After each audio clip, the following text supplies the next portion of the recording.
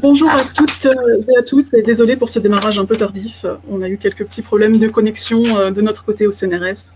Je suis Véronique Etienne et non Élise Tessina, et je ne mets pas ma caméra pour éviter que les problèmes se reproduisent. Donc, je suis l'attachée de presse au CNRS et je suis ravie de vous accueillir à cette conférence de presse sur l'Antarctique. Pour poser des questions, vous avez un onglet à votre droite, à la droite de votre écran, et vous pouvez commencer à les poser dès maintenant, même si nous les prendrons à la fin de la conférence de presse. Précisez s'il vous plaît votre média dans la question. Si vous souhaitez voir la présentation en plus grand, vous avez des options en bas à droite de l'écran pour masquer la colonne de droite et pour mettre Livestorm en plein écran. Je précise que cette conférence de presse est enregistrée et elle sera mise à disposition sur la chaîne YouTube du CNRS un peu plus tard dans la journée. Nous allons commencer la conférence de presse avec Anne Choquet, juriste à Brest Business School et chercheuse associée au laboratoire Aménagement des usages, des ressources et des espaces marins et littoraux, qui nous parlera des enjeux de gouvernance et de l'élaboration des réglementations concernant l'Antarctique.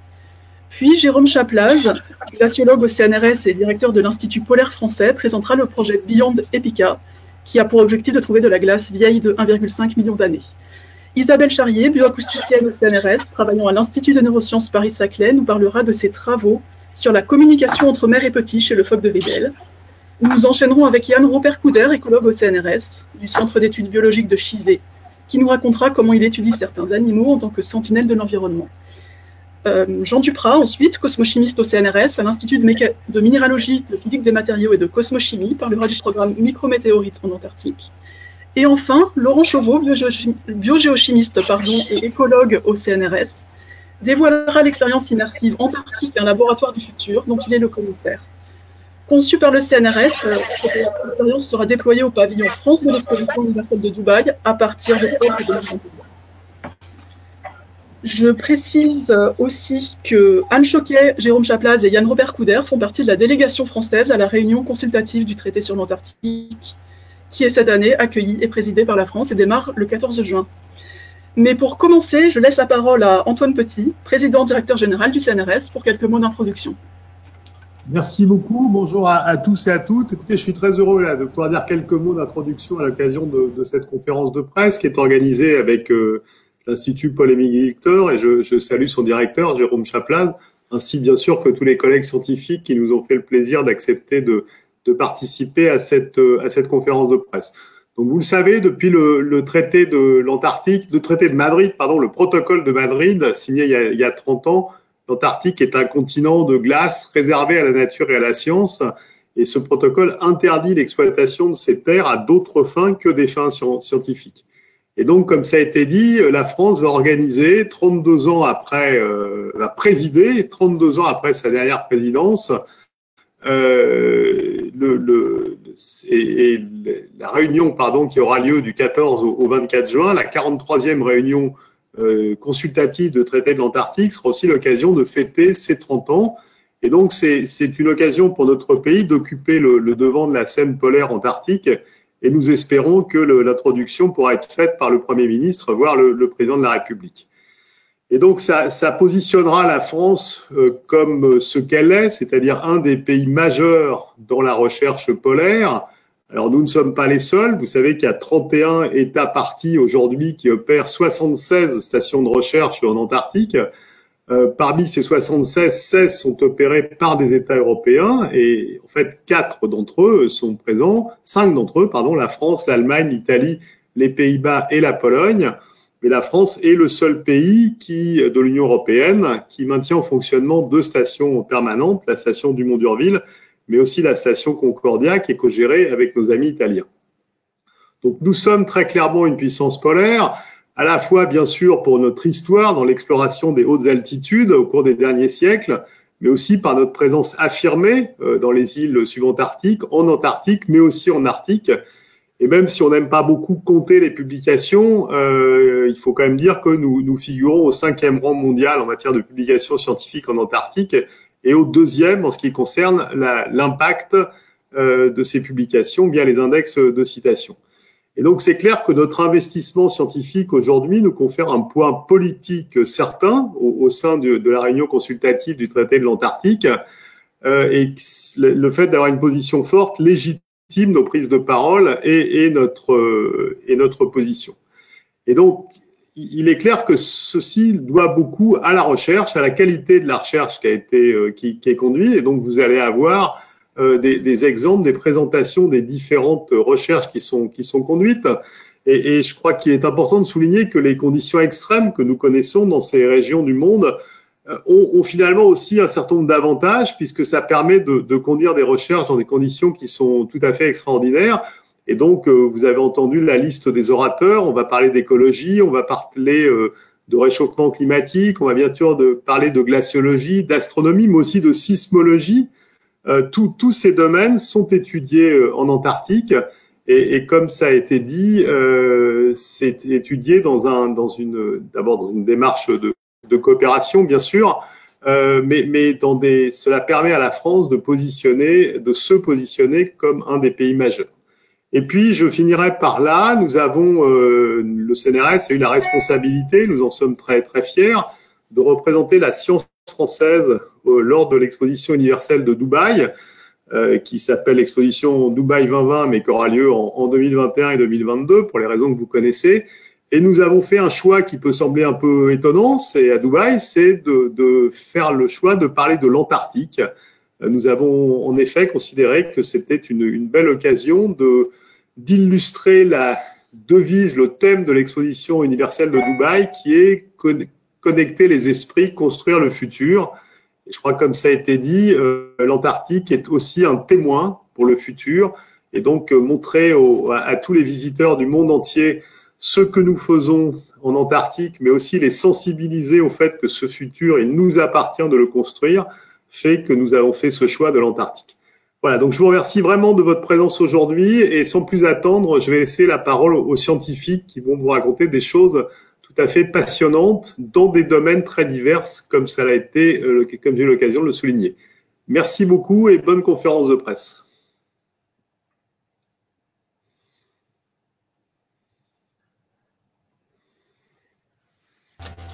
Merci beaucoup pour votre introduction, Antoine Petit. Je vais maintenant inviter Anne Choquet à monter sur scène. Anne Choquet, qui est juriste, enseignante-chercheuse à Brest Business School, et qui nous parlera donc des enjeux de gouvernance de l'Antarctique.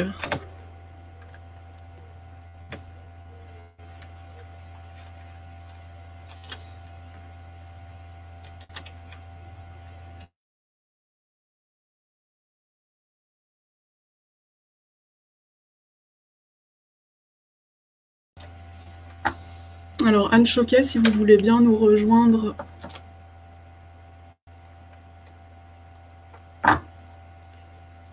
Donc, je précise aussi que Anne Choquet est chercheuse associée au laboratoire Aménagement des usages, des ressources et des espaces marins et littoraux, qui acte aussi le CNRS, l'Université de Bretagne occidentale et l'IFREMER.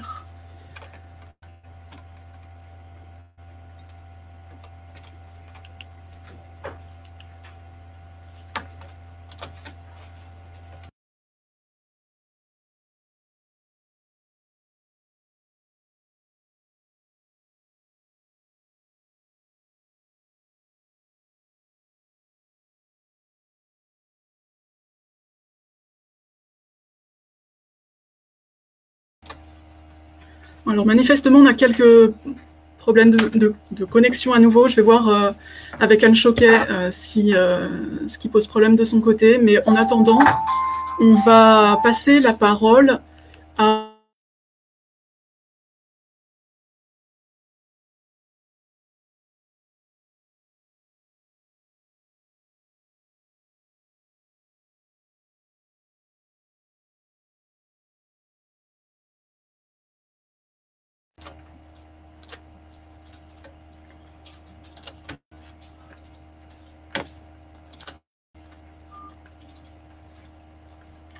Voilà, donc Jérôme, on va inverser les présentations l'ordre des présentations qui étaient prévues. On reprendra Anne Choquet par la suite, mais en attendant, je vous laisse présenter le projet Beyond EPICA. Donc Jérôme Chaplas, vous êtes glaciologue au CNRS et directeur de l'Institut polaire français.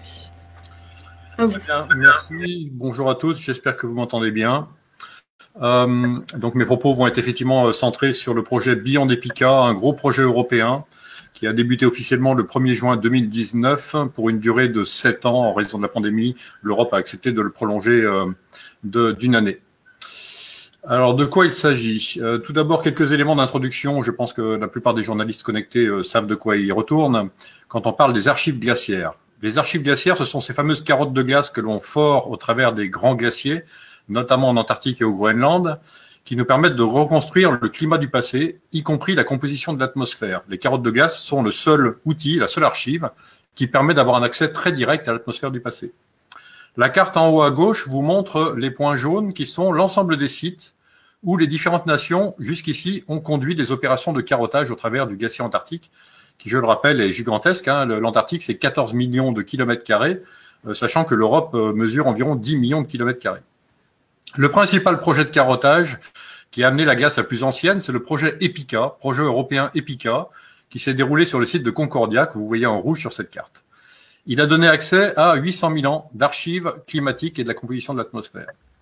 Ce que vous voyez en bas au milieu, ce sont les principaux résultats issus de ce carottage. Vous voyez au milieu la température, l'évolution de la température entre moins 800 000 ans à gauche et la période actuelle 2020 à droite, qui montre des successions de périodes chaudes et de périodes froides, ce qu'on appelle les périodes interglaciaires et les glaciations, se succédant environ tous les 100 000 ans.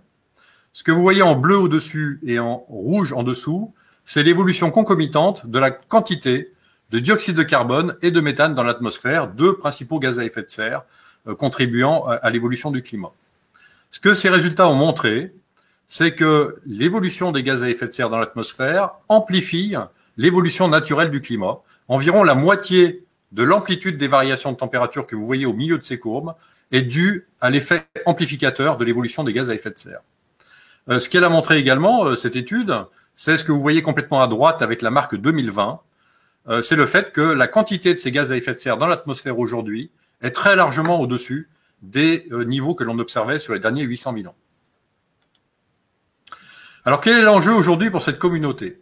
Il est de remonter plus loin dans le temps, idéalement à remonter jusqu'à 1,5 million d'années, non pas pour battre un record, mais pour étudier une transition climatique majeure qui s'est produite il y a environ 1 million d'années.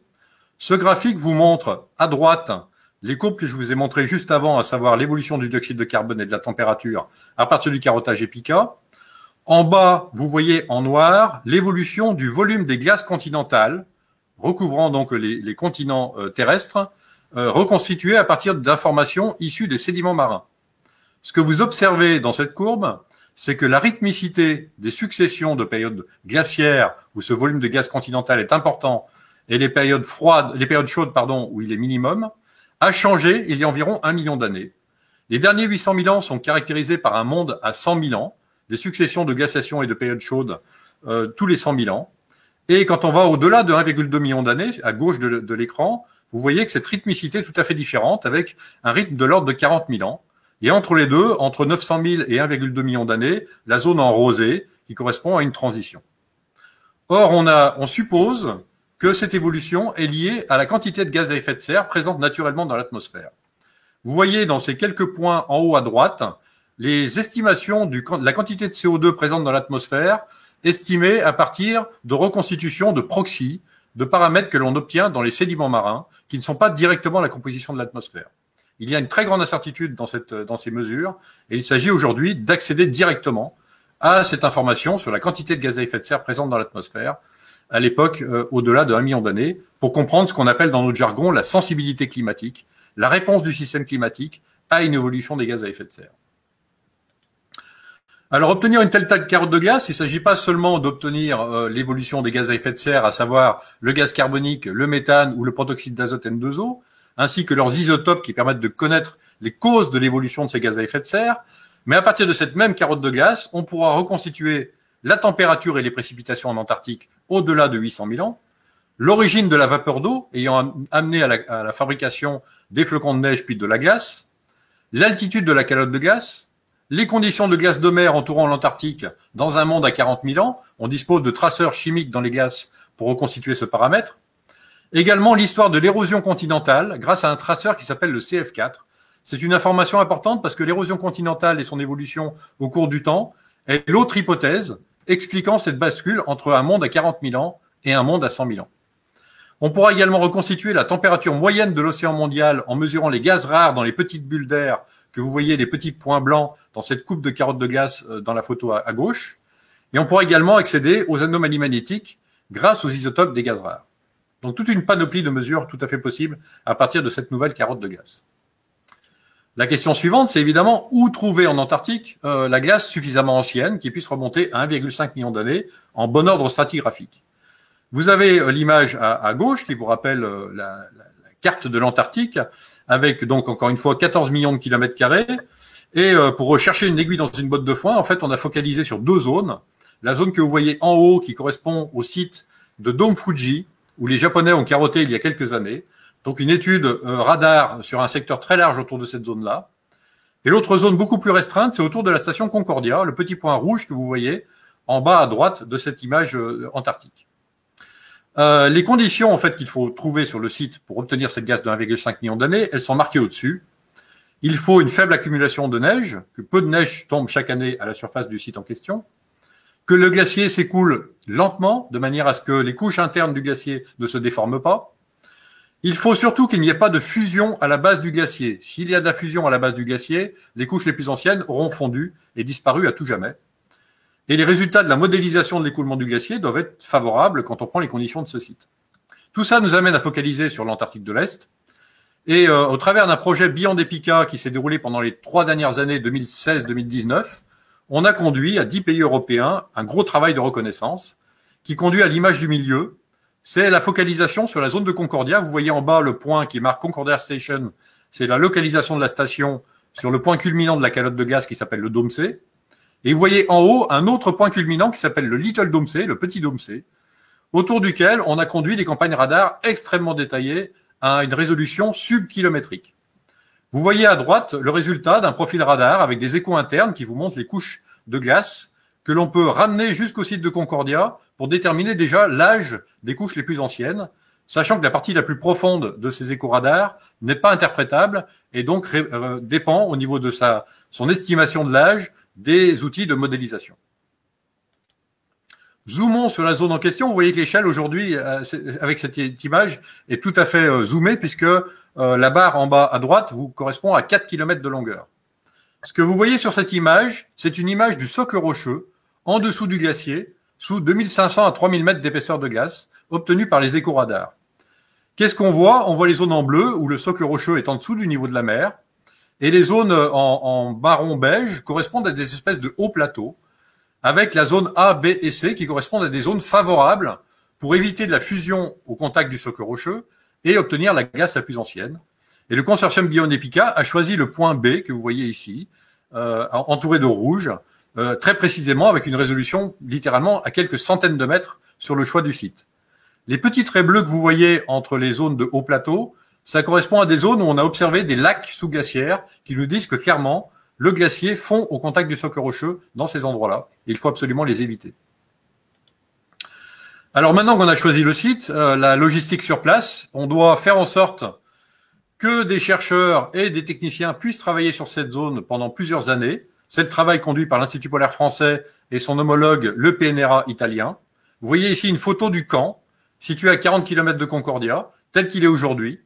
Un camp autonome avec des modules vie et des modules techniques qui permettront de conduire 6 campagnes d'été de 70 jours chacune, permettant d'amener sur place 2 logisticiens, 7 carotteurs, 3 scientifiques travaillant sur site, plus 3 scientifiques à Concordia, afin de produire le carottage et effectuer les premières analyses sur les carottes. Je terminerai mes propos avec cette diapositive qui vous parle de la logistique de transport. On est au milieu de nulle part. On est à Concordia, à 1100 km à l'intérieur des terres par rapport à la côte antarctique, à 3200 mètres d'altitude. Et il faut emmener du matériel et des personnels. Alors, depuis l'Europe jusqu'à la Nouvelle-Zélande et l'Australie, ce sont nos ports d'entrée. On utilise environ 50 à 60 jours par la mer pour emmener le matériel jusqu'à ces ports d'entrée, environ 3 jours par les airs pour emmener les personnels. Ensuite, ce même matériel et ces personnels, il faut les déployer vers l'Antarctique. Donc, on les emmène avec différents moyens, avec des avions équipés de skis ou équipés de roues, avec des navires ravitailleurs. On amène tout ça sur la côte, aux 2 stations, la station italienne Mario Zucchelli et la station française Dumont d'Urville. Et on termine le voyage pour le matériel avec un raid un convoi terrestre lourd qui met 11 jours à 12 jours pour rejoindre Concordia. Et pour les personnels, on utilise des avions équipés de ski qui amènent ces personnels à Concordia, puis au site de Little Domsey. Donc c'est une aventure assez lourde en organisation qui implique évidemment très fortement l'Institut polaire français et son homologue italien. Et je terminerai avec cette diapositive prise dans la cave de stockage des carottages Epica à Concordia, avec un rendez-vous en 2025 pour les premiers résultats scientifiques. Je vous remercie pour votre attention. Merci beaucoup Jérôme, on vous retrouvera pour la session de questions-réponses. Et je vais maintenant donner la parole à Anne Choquet qui nous a rejoint. Anne Choquet, donc juriste à Brest Business School. Le temps de changer de présentation.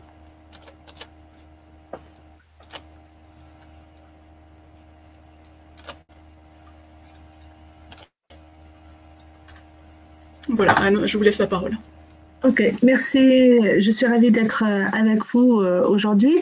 Alors, j'aimerais un petit peu vous évoquer justement comment on peut envisager la gouvernance des régions polaires et donc ce qui est prévu par le traité sur l'Antarctique. Alors, un point de départ pour commencer, c'est que les deux régions polaires, même si elles peuvent paraître assez proches des régions qui font également l'objet de convoitises. Du point de vue du droit, on ne va pas les gérer de la même manière. Je voudrais rappeler juste que l'Antarctique est un continent, l'Arctique est un océan, et de ce fait-là, donc on a des approches de gestion différentes. En revanche, dans les deux régions, il ne faut pas oublier la présence d'États. En Arctique, les prétentions territoriales ne sont pas contestées, donc les États vont vraiment se comporter comme étant États côtiers.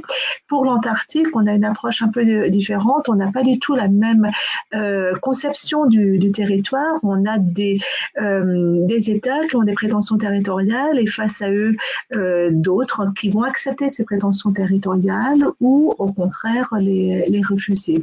Quoi qu'il en soit, avec le traité sur l'Antarctique qui a été adopté à Washington en 1959, on a créé un traité très original, mais je dirais aussi exceptionnel, parce qu'il va partir d'un non-accord justement sur cette question territoriale. On dit que le traité sur l'Antarctique établit un gel des prétentions territoriales, donc c'est-à-dire on va geler la situation que l'on avait en 1959 avec 7 États qui ont émis des prétentions territoriales et d'autres États qui les ont acceptées ou pas. Quoi qu'il en soit, sur le fondement de ce gel des prétentions territoriales, les États ont pu créer ce qu'on appelle le système du traité sur l'Antarctique. C'est-à-dire que sur le fondement du traité adopté en 1959, les États ont choisi de coopérer et ont réussi à prendre de nouvelles mesures réglementaires avec des conventions, des traités nouveaux qui vont compléter à chaque fois le traité sur l'Antarctique, puisque le traité sur l'Antarctique est vraiment au cœur de cette coopération entre États. Et quel que soit le traité, à chaque fois, on retrouve les piliers en fait du traité sur l'Antarctique. Les États veulent maintenir la paix dans la région antarctique. Ils veulent accorder une place particulière à la recherche scientifique et bien sûr, ils veulent prendre des mesures en faveur de la protection de l'environnement. Et notamment, le traité sur l'Antarctique a connu une évolution importante avec l'adoption du protocole de Madrid sur la protection de l'environnement, protocole qui a été adopté en 1991 et donc on fête cette année le 30e anniversaire. En plus des règles conventionnelles, donc c'est-à-dire les traités, les États également ont pris des mesures, pas conventionnelles, mais on appellera réglementaires, donc des mesures un peu plus sectorielles, plus limitées dans leur portée, peut-être, mais ce sont les mesures, les recommandations, les décisions, et tout ce système-là est organisé sur la base de la coopération et dans le cadre des réunions consultatives au traité sur l'Antarctique. Ce que l'on voit, c'est que l'Antarctique est réservé aux seules activités pacifiques. Alors, en revanche, ça ne signifie pas que le continent soit réservé aux seules activités scientifiques. Il y a d'autres activités que l'on peut envisager. En revanche, le protocole de Madrid en 1991 va aller plus loin que le traité sur l'Antarctique. Le traité sur l'Antarctique explique l'importance de la recherche scientifique en Antarctique et la volonté des États d'établir un cadre de coopération privilégié pour faire cette recherche scientifique. Le protocole de Madrid en 1991 va plus loin et il va nous dire, voilà, c'est toujours important de faire de la recherche scientifique en Antarctique et en plus, il faut accorder une priorité à la recherche scientifique. Donc, c'est-à-dire que en présence d'autres activités humaines que l'on pourrait envisager, il faut vraiment prendre en considération l'intérêt scientifique de la région antarctique. Et sur la base de ces différents éléments, la réunion consultative du traité sur l'Antarctique va permettre donc une coopération entre États et va permettre une recherche scientifique.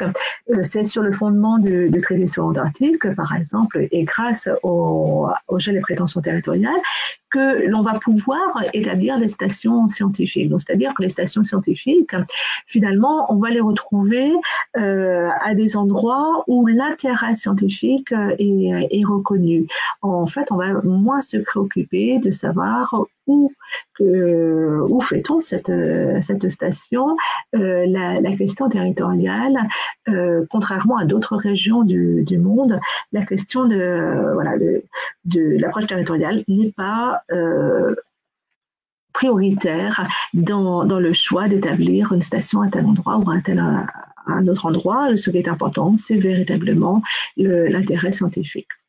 Les réunions consultatives du traité sur l'Antarctique sont des réunions importantes dans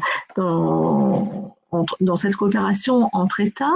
Alors, jusqu'à l'adoption du protocole de Madrid, on avait ces réunions une fois tous les 2 ans, depuis on a une réunion tous les ans, et on a en fait une organisation de ces réunions entre les États qui sont considérés comme parties consultatives. Donc, contrairement à d'autres organisations internationales où on a un siège et on a toutes les réunions qui ont lieu dans l'état du siège, ici pour l'Antarctique, les RCTA sont accueillis par différents États. On suit l'ordre alphabétique du anglais des États qui sont considérés comme étant parties consultatives. Donc actuellement, on a 54 États qui ont accepté le traité sur l'Antarctique. Donc, parmi ces États, on retrouve les États qui ont des prétentions territoriales, ce sont les États qu'on appelle États positionnés, mais on retrouve également les États qui ont adhéré depuis. Donc, au départ, en 1959, 12 États ont signé le traité sur l'Antarctique. Donc, on retrouvait des États qui avaient participé à l'année géophysique internationale en 1957-1958. Donc, on peut adhérer au traité sur l'Antarctique. Alors, majoritairement, ce sont des États membres des Nations Unies, mais si on accorde une priorité aux États membres des Nations Unies, on pourrait même accueillir des États qui ne sont pas membres des Nations Unies. En revanche, tous les États n'ont pas le même poids. Il y a des États que l'on va qualifier de parties consultatives. Ce sont les États qui auront un droit de vote lors de la RCTA. Alors, pour devenir partie consultative, donc il y a différentes étapes et conditions. Les États qui ont adhéré au traité de 1959 sont automatiquement parties consultatives et donc ont de fait un droit de vote. D'autres États ont acquis le statut de partie consultative. Pour cela, il a fallu que ces États démontrent l'intérêt qu'ils portaient à l'Antarctique, et ils ont également été amenés à montrer qu'ils menaient des activités substantielles de recherche en Antarctique. Donc, ce sont les termes du traité. Il s'agit en fait d'un système de cooptation. Donc, les parties consultatives vont étudier les dossiers des États qui aimeraient acquérir ce statut et donc bénéficier d'un droit de vote. Quoi qu'il en soit, que l'on soit partie consultative ou non partie consultative, l'ensemble des États peut participer aux RCTA. La particularité et la richesse du traité sur l'Antarctique, c'est que pour adopter une décision, quel que soit le type de décision, que ce soit un traité ou une simple résolution, toutes les décisions sont prises au consensus parmi les parties consultatives. Donc ça signifie que, bien sûr, les négociations vont être très longues, parce que là, on a actuellement 29 parties consultatives, donc il faut que les 29 États soient d'accord avant qu'on adopte une décision. Quoi qu'il en soit, même si c'est beaucoup plus long, le fait que l'on exige ce consensus, normalement, permet d'avoir une mise en œuvre plus facile des règles sur l'Antarctique. Donc, ça veut dire que là, actuellement, on a pas mal de dossiers qui sont en cours. Je voudrais prendre juste 2 exemples sur lesquels j'ai pas mal travaillé. On a au sein de la RCTA régulièrement des discussions relatives aux activités que l'on peut accepter ou pas. Le protocole de Madrid va interdire l'exploitation des ressources minérales. Donc ça, c'est vraiment une réponse à une convention qui avait été adoptée en 1988, qui, elle, envisageait un régime juridique pour envisager autour de ces activités relatives aux ressources minérales. Donc depuis le protocole de Madrid, il est interdit de mener des activités relatives aux ressources minérales, sauf à des fins scientifiques. Alors, contrairement à ce qu'on lit souvent, le traité sur l'Antarctique, le protocole de Madrid, ne sont pas des traités qui sont limités dans le temps. En 2048, en aucun cas, le traité ou le protocole de Madrid ne disparaissent. Ce sont des traités à durée indéfinie. On voit souvent cette année 2048 évoquée, mais cela ne concerne que justement cette interdiction-là des activités relatives aux ressources minérales.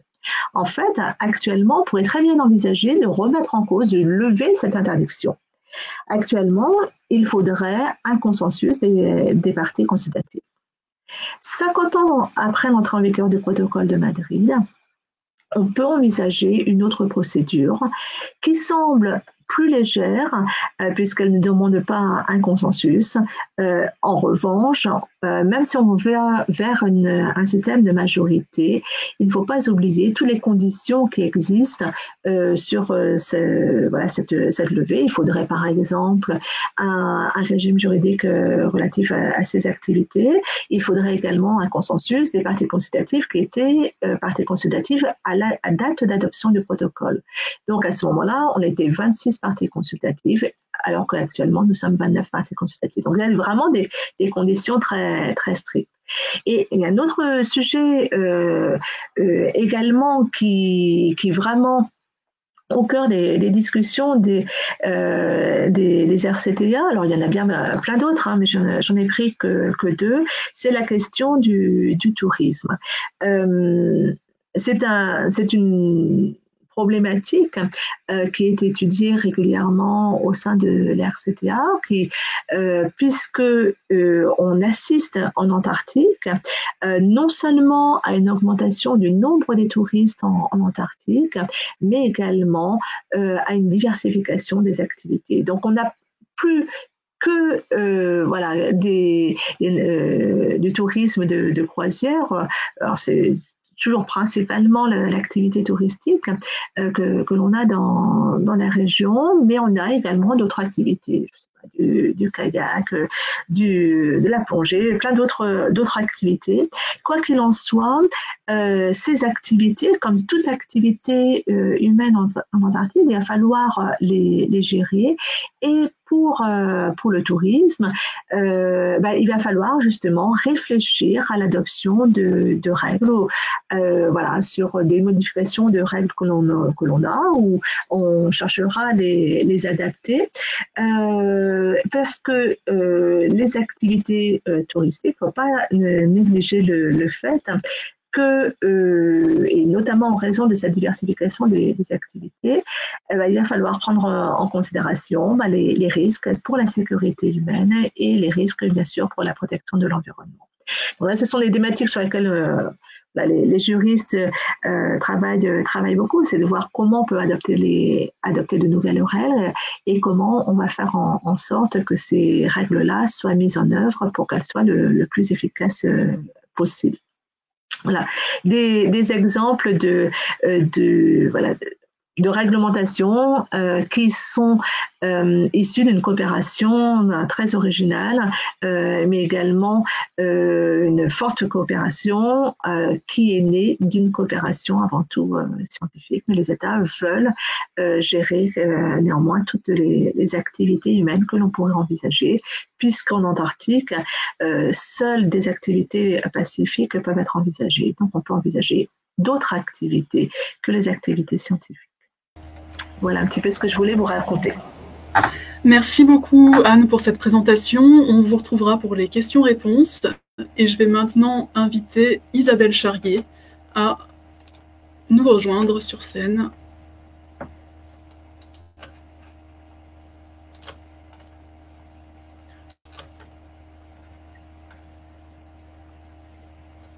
Bonjour. Vous m'entendez bien ? Alors le son paraît un peu lointain, si vous pouvez vous rapprocher de votre micro peut-être. Oui, je suis relativement près. Donc, vous m'entendez là, c'est bon ? On vous entend, on vous entend. Donc Isabelle Charrier, vous êtes chercheuse au CNRS en bioacoustique à l'Institut des neurosciences Paris-Saclay. Je vous laisse la parole. Très bien, donc bonjour, je suis ravie de participer à cette conférence de presse. Et donc aujourd'hui, je vais vous présenter donc le projet que j'ai développé en collaboration avec Jean-Benoît Charassin, donc qui est directeur du labo L'Océan au Muséum CNRS et à Sorbonne Université. Jean-Benoît pilote le programme à l'Institut polaire, les phoques de l'Antarctique et de l'environnement des glaces de mer. Et donc tous les deux, nous avons voulu développer ce projet donc sur la communication vocale entre la mer et son jeune chez le phoque de Weddell. Donc tout d'abord, pourquoi étudier les pinnipèdes ? Donc les pinnipèdes regroupent les phoques, les otaries à fourrure, les lions de mer et les morses.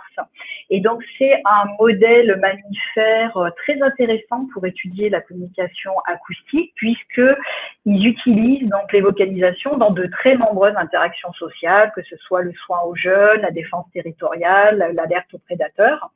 Donc, on a une très grande diversité des signaux. Et surtout, moi, ce qui m'intéressait dans ce modèle pinnipède, c'est qu'il présente aussi une diversité dans leur structure sociale, puisqu'on a des espèces relativement solitaires à des espèces vraiment très coloniales, où on peut avoir des centaines de milliers d'individus qui se regroupent à terre pendant les saisons de reproduction.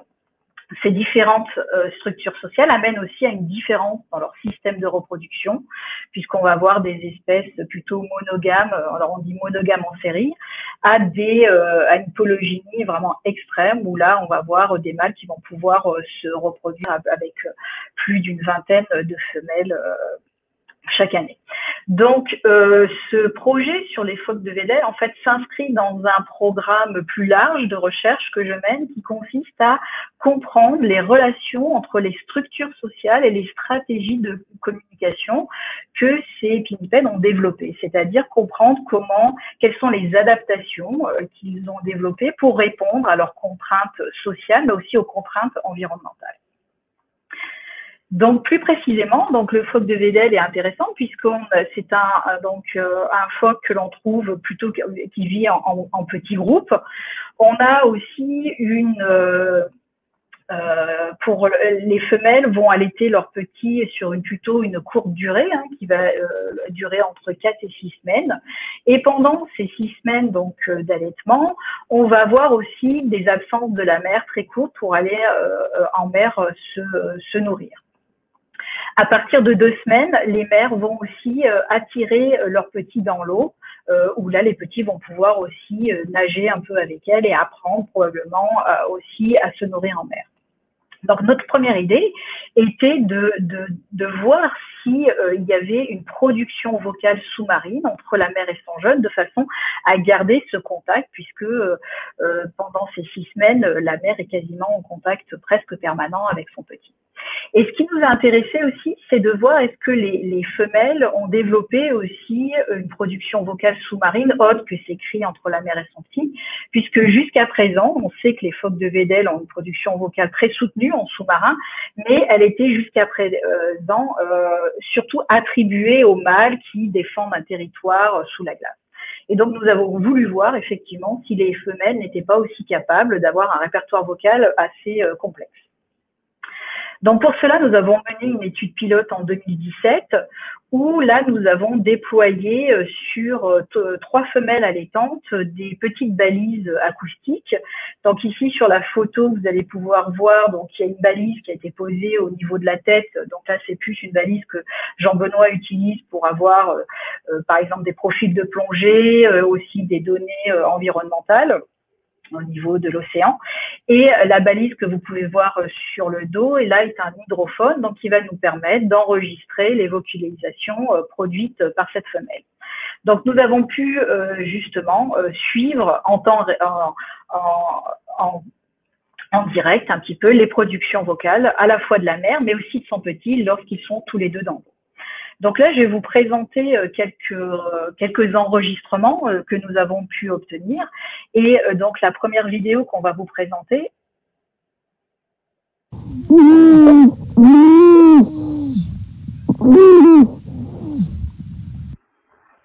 Voilà, donc là, c'est une interaction entre la mère et son petit, donc sous l'eau, où il y a vraiment un échange entre la mère et son petit quand ils sont tous les deux sous la glace. Alors, ce qui est intéressant pour nous, c'est que ces cris qui sont produits sous l'eau sont similaires à ceux produits sur la glace en milieu aérien. Et donc, ça nous montre bien qu'il y a une continuité donc dans la communication mère-jeune, aussi bien lorsqu'ils sont en milieu aérien qu'en milieu sous-marin. Donc, par la suite, donc là, une deuxième vidéo.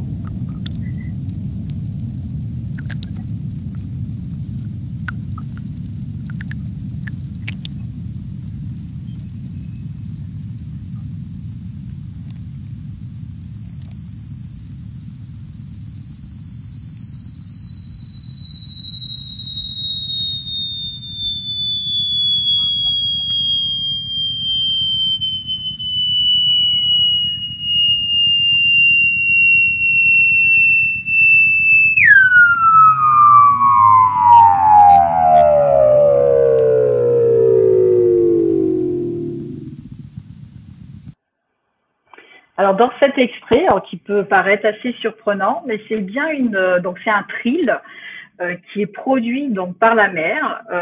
Donc, jusqu'à présent, ça avait été décrit effectivement dans la littérature, ce type de vocalisation, mais uniquement attribué au mâle. Donc, vous pouvez voir que c'est une vocalisation. Donc là, excusez-moi, j'ai oublié de le dire. Donc, on a un sonagramme, c'est-à-dire qu'on a une représentation visuelle du son avec une représentation fréquence-temps.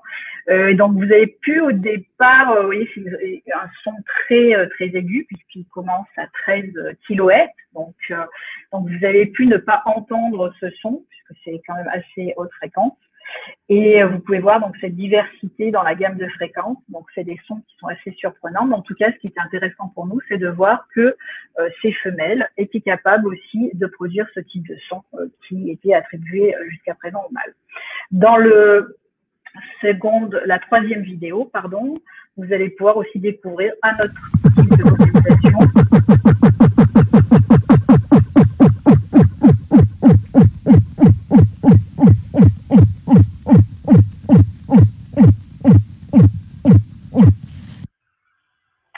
donc là aussi, c'est une vocalisation qui avait été décrite chez d'autres enregistrements d'acoustique passive qui étaient donc aussi attribués aux mâles. Mais donc là, on peut voir aussi que les femelles sont capables de produire ce type de vocalisation. Mais ce qui nous reste à découvrir, aussi bien d'ailleurs chez les mâles que chez les femelles, c'est pourquoi ils produisent ce type de vocalisation, dans quel contexte, et de comprendre maintenant mieux la fonction de ces vocalisations. Et ce qui nous amène justement maintenant aux objectifs de notre prochain projet que nous allons développer avec Jean-Benoît, c'est de connaître justement tout d'abord, pour rester sur les reconnaissances mère-jeune, de voir s'il y a effectivement une reconnaissance vocale entre la mère et son petit, à quel moment celle-ci est établie, est-ce qu'elle est aussi bien performante en aérien qu'en milieu sous-marin, de mieux comprendre, comme je vous l'ai dit tout à l'heure, à quoi servent ces vocalisations sous-marines, dans quel contexte particulier elles vont être produites. Est-ce qu'il y a des vocalisations qui sont plus émises lors d'interactions avec leurs jeunes, lors d'interactions avec d'autres mâles ou éventuellement d'autres femelles? Est-ce qu'il y a des cris qui sont plus des alertes face à certains, par exemple la présence de certains prédateurs? Donc là, ça sera intéressant de voir comment ces vocalisations sont produites. Et pour cela, nous avons utilisé maintenant des balises acoustiques beaucoup plus performantes ou qui est illustrée ici. Donc, c'est les balises Cascam où là, cette fois-ci, on a une balise beaucoup plus complète puisque non seulement on a un hydrophone qui nous permet justement d'enregistrer ces vocalisations, mais aussi une caméra vidéo qui va nous permettre de voir ce que l'animal fait. Et donc, on va pouvoir vraiment associer la production vocale avec un comportement bien particulier et connaître vraiment éventuellement la fonction de ces différentes vocalisations. Donc, c'est un programme, voilà, encore avec plein d'inconnus, mais que nous espérons vraiment développer et avoir de nombreuses découvertes par rapport à ces mystérieux phoques de Venelle. Merci beaucoup Isabelle pour cette présentation. On va vous laisser descendre de scène et je vais inviter maintenant Yann Robert Couder. On vous retrouvera pour la session de questions-réponses. Merci. À tout à l'heure.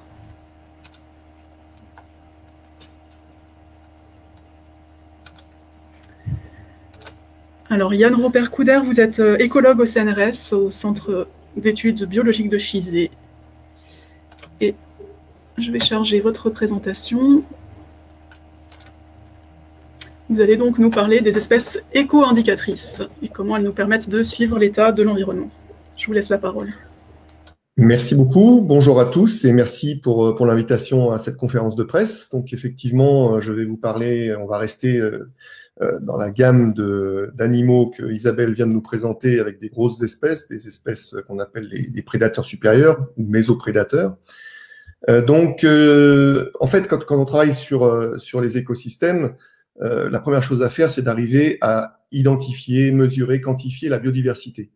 Et ça, c'est quelque chose qui demande énormément de travail. Alors là, je vous présente un exemple qui a pris presque 10 à 15 ans d'années de travail par un grand nombre de chercheurs. C'était l'Atlas biogéographique de l'océan austral, pour lequel plusieurs pays se sont mis ensemble pour faire des campagnes océanographiques dédiées et aller mesurer la biodiversité. Ça a permis de regrouper dans cet atlas plus de 9000 espèces, dont 600 qui n'avaient jamais été décrites. Le problème, c'est que voilà, ça prend 10 à 15 ans, donc on ne peut pas faire un atlas tous les ans, et on sait que la biodiversité, c'est quelque chose de dynamique, surtout en relation avec les changements environnementaux. Et donc, il faut trouver une autre manière d'appréhender les écosystèmes, et pour cela, ce qu'on fait, c'est que on utilise la chaîne trophique. Donc, je pense que tout le monde autour de cette table virtuelle sait ce que sont les chaînes trophiques. Hein, c'est les relations en fait proie-prédateur entre les différentes espèces. Et on va s'intéresser en fait à certains éléments de la chaîne trophique qui sont ceux qui sont situés au sommet, parce que ceux-là vont intégrer en fait tous les changements qui se passent au sein de la chaîne trophique dans les étages, on va dire, inférieurs, au niveau des proies.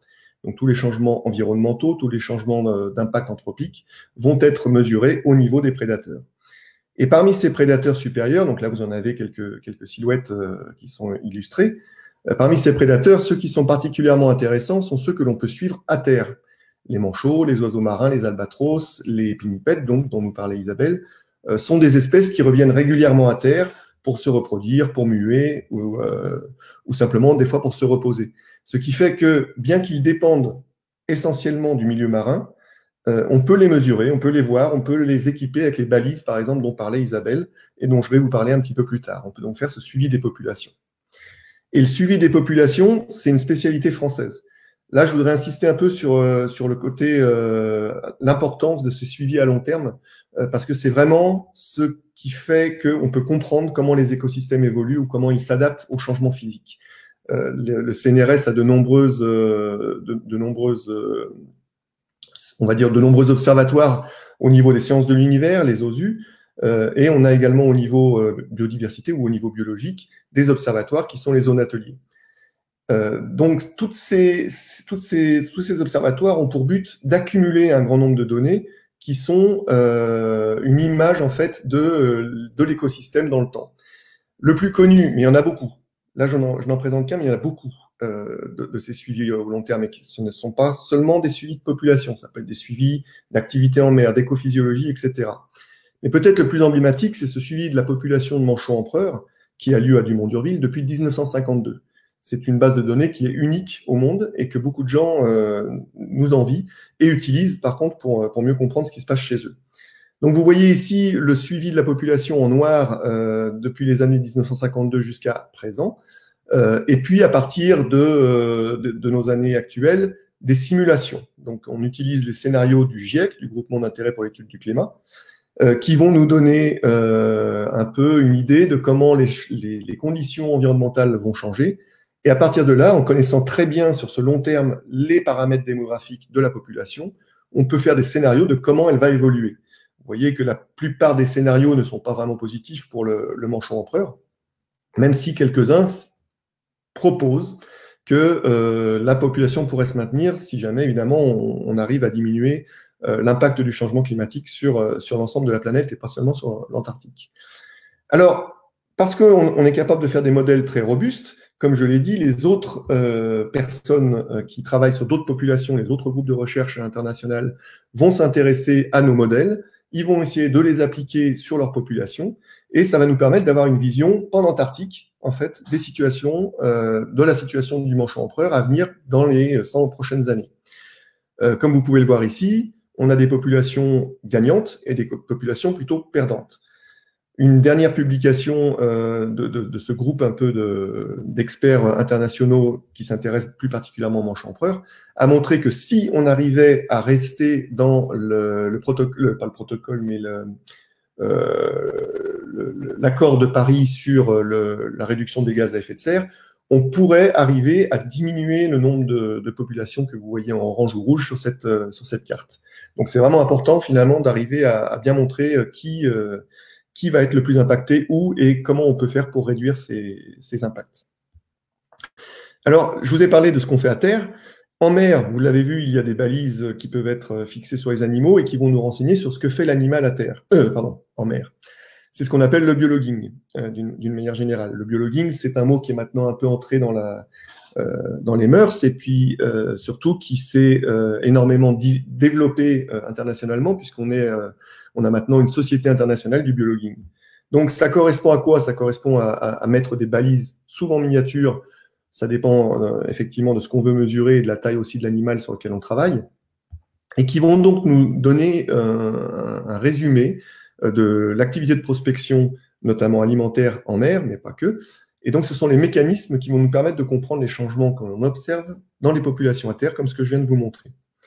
Donc le biologuing, si ça ne veut pas passer, ça y est.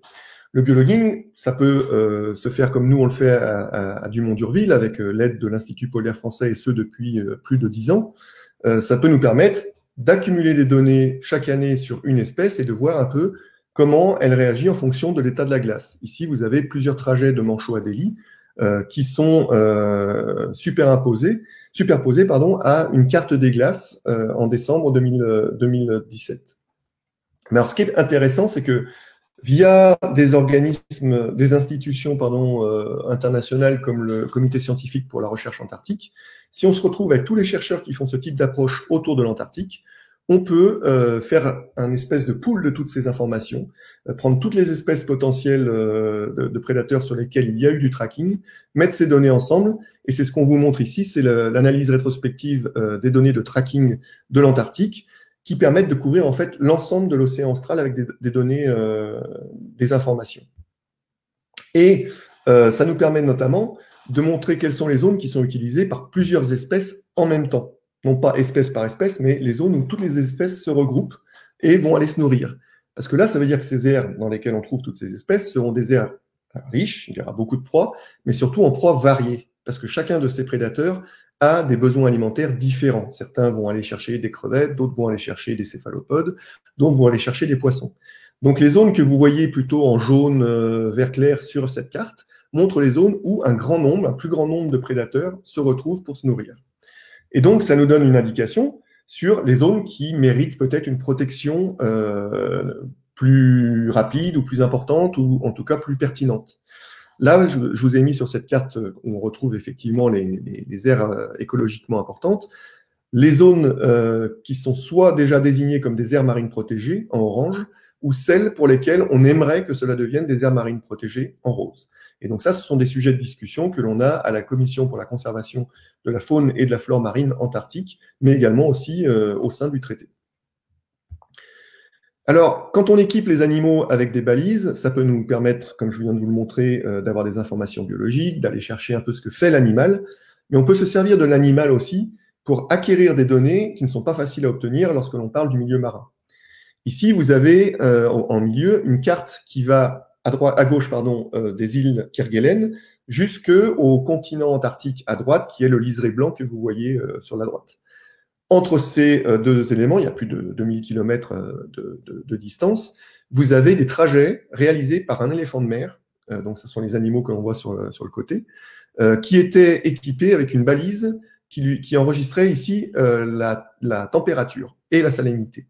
Donc, tous ces profils que vous voyez, ces trajets que vous voyez, sur lesquels il y a des barres verticales qui correspondent aux plongées des éléphants de mer, qui vont jusqu'à plus de 2000 mètres de profondeur, tous ces trajets-là permettent en fait de reconstruire la structure des masses d'eau en température et en salinité. Si on multiplie le nombre de paramètres mesurables par l'appareil, on peut arriver à faire des cartes de chlorophylle, pareil, sur de grandes distances et en 3 dimensions, choses qui ne sont pas possibles notamment par exemple sous la glace. On peut arriver aussi en mettant des sonars non pas passifs comme ceux que Isabelle utilisait, mais plutôt actifs, à reconstruire en fait les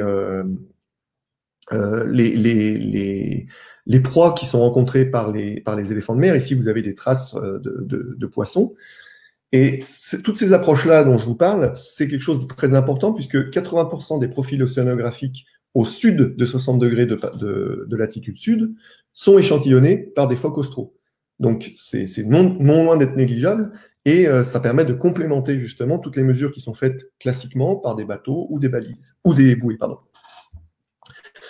Plus récemment, on a aussi des balises qui peuvent permettre de lire les systèmes AIS des bateaux, qui sont les systèmes d'identification automatique des bateaux, et qui permettent notamment de connaître l'identité et la position des navires. Donc, lorsque les albatros, par exemple, se mettent à suivre les bateaux, on peut arriver à savoir qui était dans la zone, et ça peut permettre notamment de détecter en temps quasi réel les pêcheries illégales dans l'océan austral. Donc voilà, je vais arrêter là pour cette présentation. Ce que j'espère avoir transmis comme message, c'est qu'il y a énormément de choses qui se font, que la France a une position qui est finalement leader dans beaucoup de domaines très variés, que ce soit le biologuing, les suivis au long terme, et bien qu'il faut qu'on continue, et que pour ça, j'espère qu'on arrivera à trouver des moyens de fonctionner dans le futur qui soient logistiquement tenables. Voilà, je vous remercie.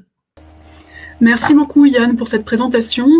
Je vais vous inviter à regagner les coulisses et je vais inviter maintenant Jean Duprat sur scène. Jean Duprat, qui est chercheur au CNRS en cosmochimie à l'Institut de minéralogie, de physique des matériaux et de cosmochimie, et qui va nous parler du programme Micrométéorites en Antarctique. Alors, je charge votre présentation et je vous laisse la parole. Bonjour, je ne sais pas si vous m'entendez. Voilà, on vous entend. C'est à vous. Bonjour à tous. Donc, je vais vous parler de quelque chose de différent. C'est un peu le charme des régions polaires, c'est qu'on fait des choses très différentes les unes des autres. Donc moi, je vais vous parler en fait de collecte de poussière extraterrestre en Antarctique. C'est un programme qu'on mène depuis plus de 20 ans à Domsé, donc près de la base Concordia. Et c'est des études donc d'astrophysique qui sont en fait très liées à certaines missions spatiales dont je vais vous dire un mot. Alors le contexte scientifique de ces études, c'est vraiment l'étude des petits corps du système solaire, donc les astéroïdes et les comètes. Donc là, vous voyez le système solaire. Sur votre droite, vous avez au-delà de Neptune symbolisé une ceinture de corps glacés, qui sont donc les comètes, qui ont été étudiés au cours de la dernière décennie. C'était d'ailleurs la première fois qu'on avait des missions aussi qui étudiaient ces corps de façon aussi précise. C'était la mission américaine Stardust, Rosetta, dont vous avez, j'imagine, tous entendu parler. Et là, actuellement, il y a une sonde américaine, New Horizon, qui est en train de regarder ces corps et de nous fournir des données astronomiques, cette fois-ci, sur ces objets glacés au-delà de Neptune. Et l'autre série de petits corps, donc les astéroïdes, est située au milieu de votre écran, entre l'orbite de Jupiter, la grosse planète que vous voyez, et puis Mars, où là, vous savez sans doute qu'il y a eu un retour d'échantillons d'astéroïdes carbonés. C'est le premier. Donc, c'est des Japonais de la JAXA, de l'agence japonaise, qui a réussi à échantillonner la surface d'un échantillon carboné. Les échantillons sont revenus sur Terre là il y a quelques mois et ils sont en train d'être préanalysés au Japon et on va recevoir ces échantillons dans quelques semaines là. Dans le cadre de collaboration internationale pour les étudier. Le but de ces analyses là, c'est vraiment étudier la matière organique les matières carbonées organiques qu'il y a à la surface de ces objets, les minéraux, et essayer de mieux comprendre la formation et l'évolution du système solaire, puisque ces matériaux, l'étude des petits corps permet d'étudier des matériaux très anciens qui n'ont pas bougé depuis la formation du système solaire il y a 4,5 milliards d'années. Donc, si on veut étudier ces objets-là, on peut donc regarder des échantillons de mesures spatiales, mais on peut aussi regarder ces échantillons quand ils tombent sur Terre. Et donc ça, c'est ce que nous faisons avec l'Institut polaire. Alors, les pôles sont bien sûr un endroit remarquable pour étudier la poussière extraterrestre, puisque c'est des endroits très propres. Alors, le premier qui a eu l'idée, c'était un minéralogiste finlandais que vous voyez en haut à gauche, là.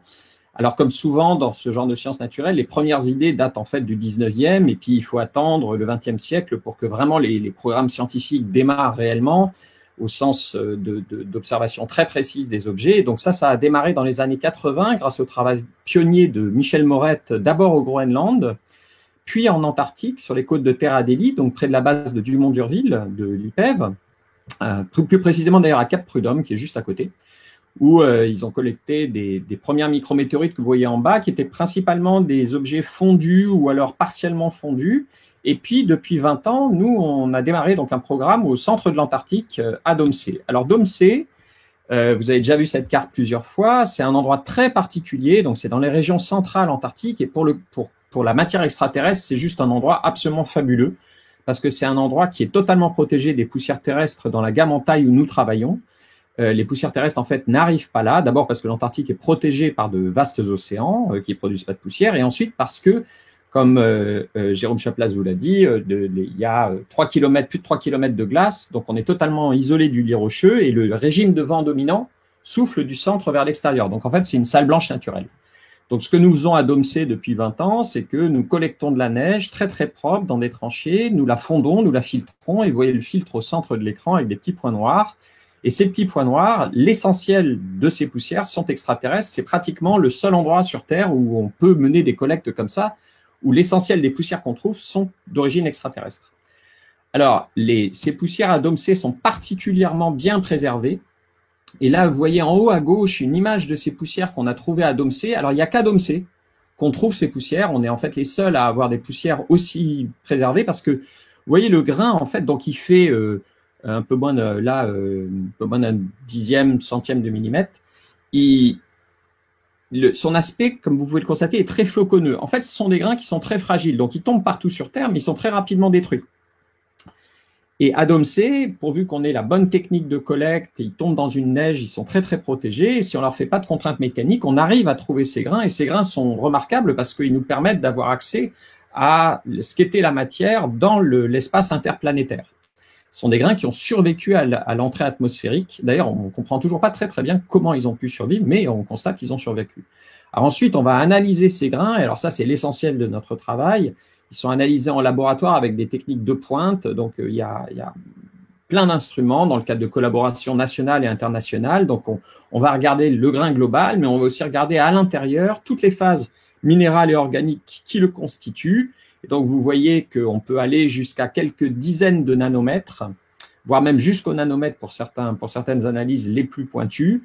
Donc, ça va utiliser des instruments de laboratoire. On utilise aussi des très grands instruments, comme ici, vous voyez le synchrotron soleil à Orsay.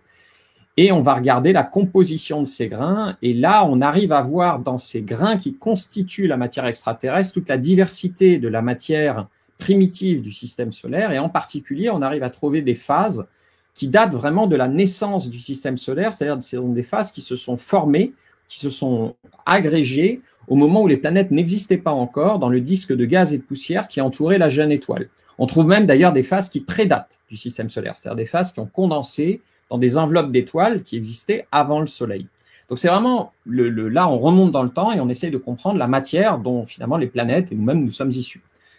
Alors on tombe parfois aussi sur des objets auxquels on s'attendait pas du tout. Donc ça, c'est des objets qu'on a trouvés dans la collection Concordia, qu'on appelle des micrométéorites ultra-carbonés sur lesquels on a travaillé, enfin on continue à travailler depuis des années, parce que c'est presque les grains les plus intéressants qu'on ait. C'est des grains qui étaient très, très surprenants parce qu'ils sont constitués essentiellement d'une matière carbonée.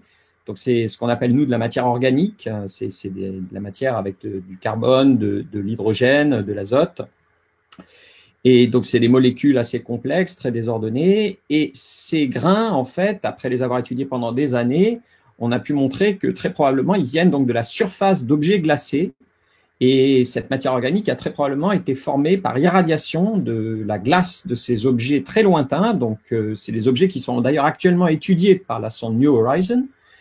Et c'est une matière très, très primitive. Alors, c'est notre seul accès aux objets. On a là, en laboratoire, sous nos microscopes et sur nos accélérateurs où on peut étudier ces objets, des grains qui sont des objets les plus lointains dont on n'arrivera pas à retrouver des échantillons, il n'y aura pas de mission de retour d'échantillons sur des objets aussi lointains. Et c'est une matière organique qui tombe en permanence sur les planètes. Et ça, c'est particulièrement intéressant si on s'intéresse à l'apport de molécules carbonées complexes sur les jeunes planètes. Donc, on a une collection de micrométéorites, donc ça fait maintenant plusieurs décennies qu'on a qu'on fait ce travail. On a des milliers de grains qui sont tous catalogués avec chacun sa carte d'identité, ses spectres, sa composition. Et donc ça, c'est un outil de travail qui est absolument remarquable. Et donc cette collection-là va rejoindre le Muséum d'histoire naturelle, où il y a la collection de météorites qui, elle, échantillonne principalement les astéroïdes, mais aussi les planètes, Mars, ou alors notre satellite, la Lune. Et donc, notre but, c'est de rejoindre que tout ça soit dans un centre de conservation nationale d'échantillons extraterrestres qui sera extrêmement utile dans les années à venir pour pouvoir réceptionner des retours d'échantillons et aussi préparer à l'échelle d'une dizaine d'années des retours d'échantillons majeurs comme ceux, peut-être dans 10 ans, là, de la surface martienne. Donc ça, c'est un projet qui nous tient beaucoup à cœur et qui sera très, très important pour notre communauté et qui positionnera aussi la France par rapport à d'autres pays européens dans ce domaine de recherche. Puisque une grande partie de ce domaine de recherche, c'est aussi comparer les objets. On ne comprend réellement ces objets qu'en les comparant les uns aux autres. Donc, pour résumer ce dont je viens de vous parler, donc l'Antarctique est vraiment un endroit qui est absolument remarquable pour l'étude de la matière extraterrestre, essentiellement parce que c'est un endroit qui est très préservé des poussières terrestres et qui permet de collecter des particules dans un état de conservation inégalé. Il n'y a aucun endroit sur Terre où on peut les collecter dans un état aussi original, au sens très peu altéré. On a une collection en France de poussières extraterrestres, de micrométéorites d'origine astéroïdale et cométaire qui est unique au monde, qui est utilisée d'ailleurs par pas mal de chercheurs étrangers.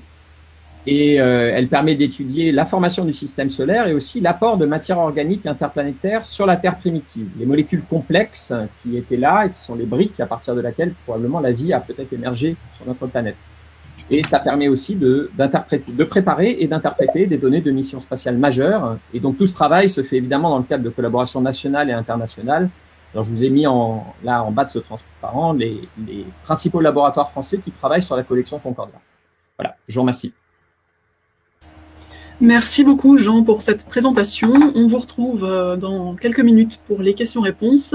Le temps d'écouter Laurent Chauveau, le dernier intervenant, et puis ensuite on prendra les questions des journalistes. À tout à l'heure.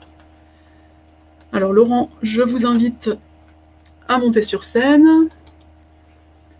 Laurent Chauveau, vous êtes écologue et biogéochimiste au CNRS, et vous êtes notamment commissaire de l'expérience Antarctique, un laboratoire du futur, qui se tiendra à Dubaï à partir d'octobre.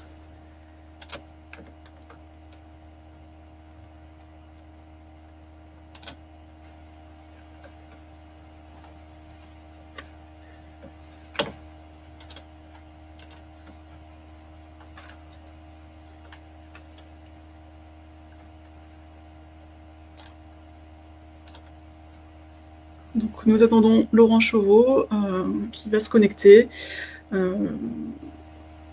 et qui nous présentera cette expérience qui est vraiment immersive. Vous allez en avoir un aperçu dans le diaporama et qui fait notamment intervenir des sons enregistrés par Laurent Chauveau au cours de ses plongées en Antarctique.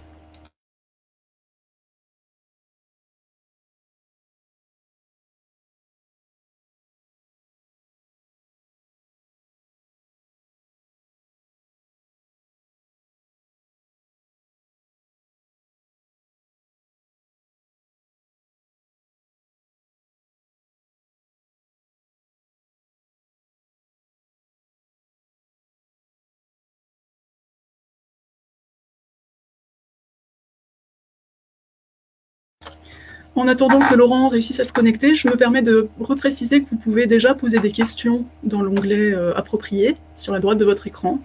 On les prendra ensuite à la suite de la présentation de Laurent Chauveau.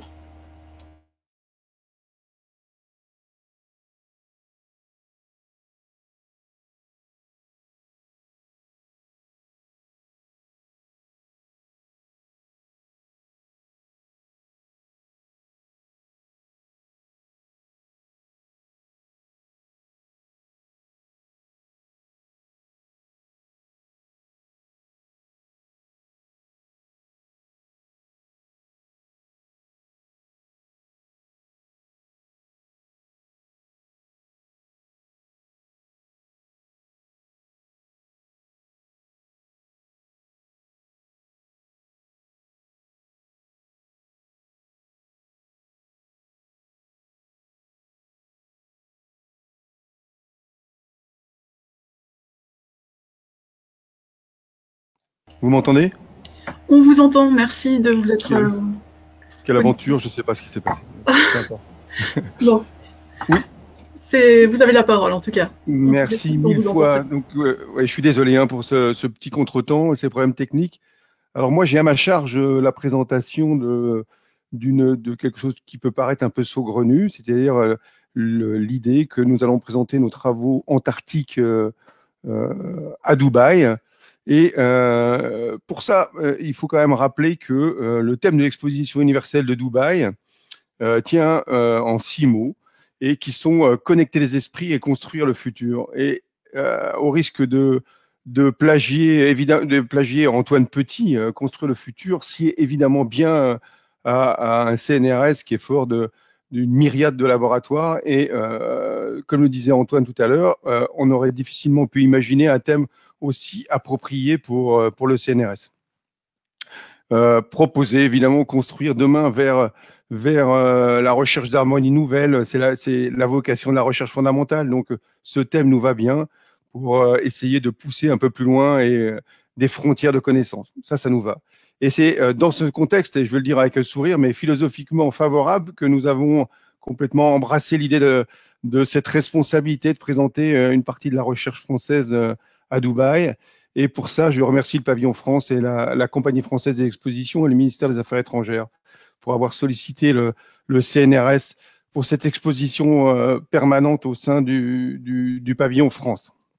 Alors, nous avons choisi de parler d'Antarctique, évidemment, en écho à la 43e réunion consultative du traité sur l'Antarctique, en écho aux 30 ans du protocole de Madrid, mais également en écho à une myriade, et vous avez eu un petit aperçu aujourd'hui, mais une myriade de recherches et de thématiques de recherche développées en Antarctique.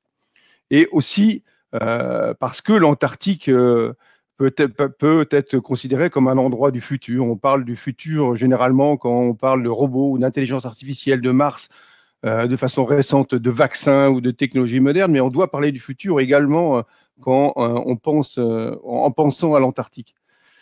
Et dans cette idée-là, il y a parce que l'Antarctique nous renseigne évidemment, Jérôme Chaplas vous l'a dit, nous en renseigne sur son passé, mais il participera à notre futur, tant au niveau climatique qu'au niveau de sa biodiversité et de relations fortes qui sont soit climatiques, soit océanographiques entre l'Antarctique et le reste du monde. Mais c'est aussi, je le répète pour la 3e fois, un lieu de recherche pluriel, très hétéroclite, souvent orthogonal à nos préoccupations quotidiennes, et un lieu où la France développe des recherches qui sont réellement étonnantes. Et elles sont françaises, mais surtout internationales. Elles sont pratiquement toujours collaboratives et elles se font en paix sur un continent de paix. Ça, c'est important de le rappeler. Et ce qu'on peut imaginer, c'est proposer à Dubaï une illustration de nos recherches tout entières grâce à l'Antarctique. Voilà, c'est le message que on souhaite transmettre durant l'exposition universelle de Dubaï. Et vous allez voir, on essaye de le faire en insistant sur des contrastes. Alors, si je passe à la diapositive suivante, je n'ai pas la main là-dessus. Des contrastes parce que ici je vais pas expliquer ou présenter l'ensemble des contrastes et des marches que le visiteur aura à gravir, mais un des contrastes les plus forts est lié au fait que l'Antarctique, vous l'avez vu avec Yann Ropercouder, est sur les images qu'il nous a montré, un continent blanc et extrêmement minéral, avec des oiseaux évidemment qui se baladent sur cet état minéral, mais il y a un contraste énorme entre ce qui se passe sous l'eau et ce qui se passe à l'extérieur de l'eau. Et évidemment, on va se servir de ce contraste qui est très très bien illustré par des images prises par Laurent Balesta. La France a probablement un recueil d'images sous-marines, tant en vidéo qu'en photographie, les plus étonnants de la Terre, et on utilise ces images pour illustrer ces contrastes. Alors, diapositive suivante.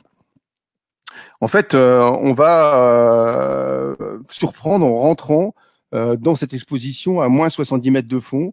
Et à moins 70 mètres de fond, il y a une biodiversité et une luxuriance complètement folle en Antarctique. Et donc, on a bien ces oiseaux, vous voyez sur les images, on a bien les proies de ces oiseaux, mais on a tout ce qu'on appelle un benthos, c'est-à-dire une faune et une flore qui se développent à l'interface entre l'eau et le sédiment, qui ajoute quelque chose de complètement étonnant, qui n'est pas du tout prévu ou pas du tout attendu par le visiteur.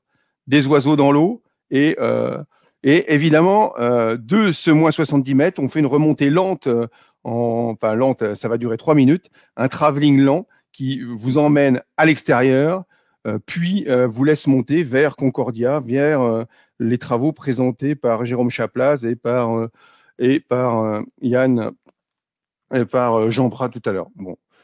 Ça veut dire que dans ce travelling, vous allez avoir des changements d'ambiance, des changements de lumière, des changements, et on va voir ça tout de suite, des changements sonores et une visite des différents types de disciplines qui travaillent sur ce continent. Vous avez compris ça tout à l'heure. Hein.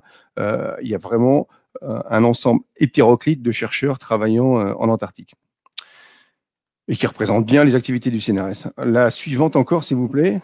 Et je vais insister sur la partie plongée parce que c'est exactement ce que je sais faire et ça va, je pense, participer pas mal à l'étonnement du visiteur et surtout à la tentative d'appropriation par l'émotion, une espèce de conscience environnementale qu'il faut impérativement mettre dans tous les crânes. Quand vous plongez en Antarctique, ici il n'y a pas de banquise, mais vous voyez de la glace qui est accrochée à de la roche. Et je vous parlais d'un monde minéral, de l'eau à la sortie de l'hiver, translucide, des roches assez magnifiques, tous les géologues vous le diront.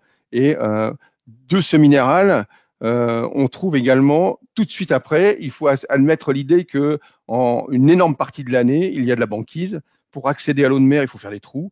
Et ce que vous voyez effectivement, c'est des scientifiques qui ont effectué une ouverture dans cette banquise. Et ce qu'on voit sur l'image, c'est que il fait sombre. Il fait sombre et ce qu'on ne sait pas, c'est qu'à proximité de la côte, les vents catabatiques, le fait que les glaciers cherchent à vêler dans une banquise qui, elle, fait de la résistance, provoque un chaos et en fait se développe dans cette complexité des algues et des écosystèmes, même transitoires, qu'il est intéressant de visiter et intéressant de voir. La banquise n'est pas plate, elle n'est pas blanche en dessous, elle est sombre et elle contient de la chlorophylle. Et quand je vous dis c'est sombre, il faut imaginer que plonger sous la glace et aller chercher des animaux ou déposer des capteurs, c'est quelque chose qui impose des capacités de plonger comme dans une grotte, comme dans une caverne, dans l'obscurité et dans de l'eau à moins 2 degrés.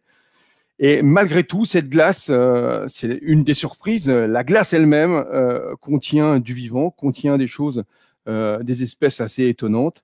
Et quand vous arrivez à moins 70, et là on est typiquement dans le genre d'image qu'on verra en entrée du pavillon et de cette exposition sur l'Antarctique, on est à moins 70 mètres, il fait sombre et vous découvrez des couleurs et des animaux qui n'ont pas grand-chose à envier aux milieux tropicaux, aux arrière-récifs du lagon de Nouvelle-Calédonie.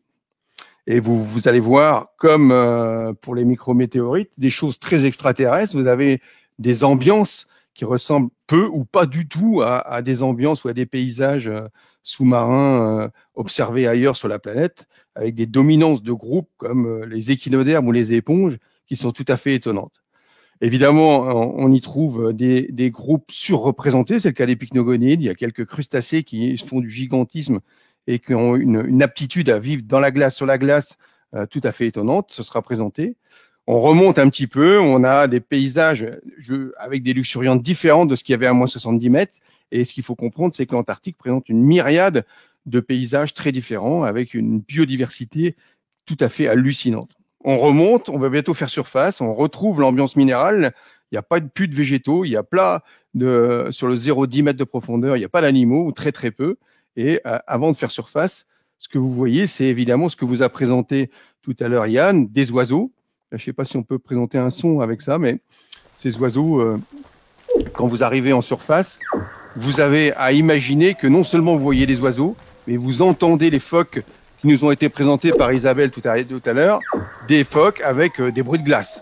Et donc, on va essayer de surprendre le visiteur avec toutes les images, à partir de moins 70 mètres de fond jusqu'à la surface, des images qui présentent des sons pas habituels. Alors, si on peut passer à la vidéo suivante. Non seulement vous avez ces phoques qui vous attendent avant de faire surface, mais vous avez des bruits de glace et des bruits assez menaçants en fait de cette glace et qui se superposent à des bruits de mammifères marins. Et on le verra dans l'expo, de bruits d'invertébrés marins. Et c'est ça qui nous intéresse réellement.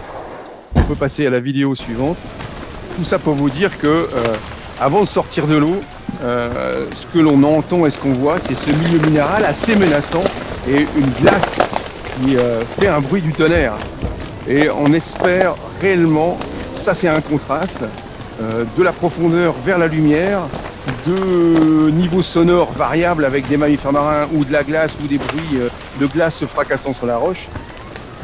On espère, et ce sera la même chose dans le travelling jusqu'à Concordia, on espère, de contraste en contraste, éveiller quelques consciences et éveiller quelques considérations sur ce continent qui mérite les recherches du CNRS et qui mérite les recherches de la France.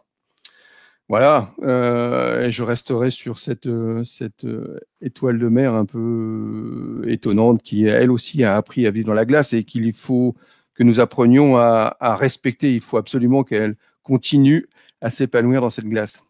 Merci beaucoup. Merci beaucoup Laurent pour cet étonnant aperçu de la diversité des sons et des images en Antarctique sous la mer. Je vais inviter maintenant tous les intervenants à revenir sur scène pour les questions des journalistes qui commencent à arriver.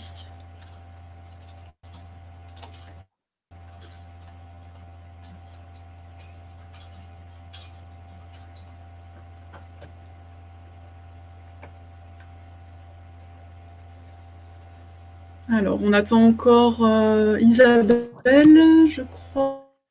Non, je suis là. Antoine Petit peut nous rejoindre aussi. Il est là, pardon.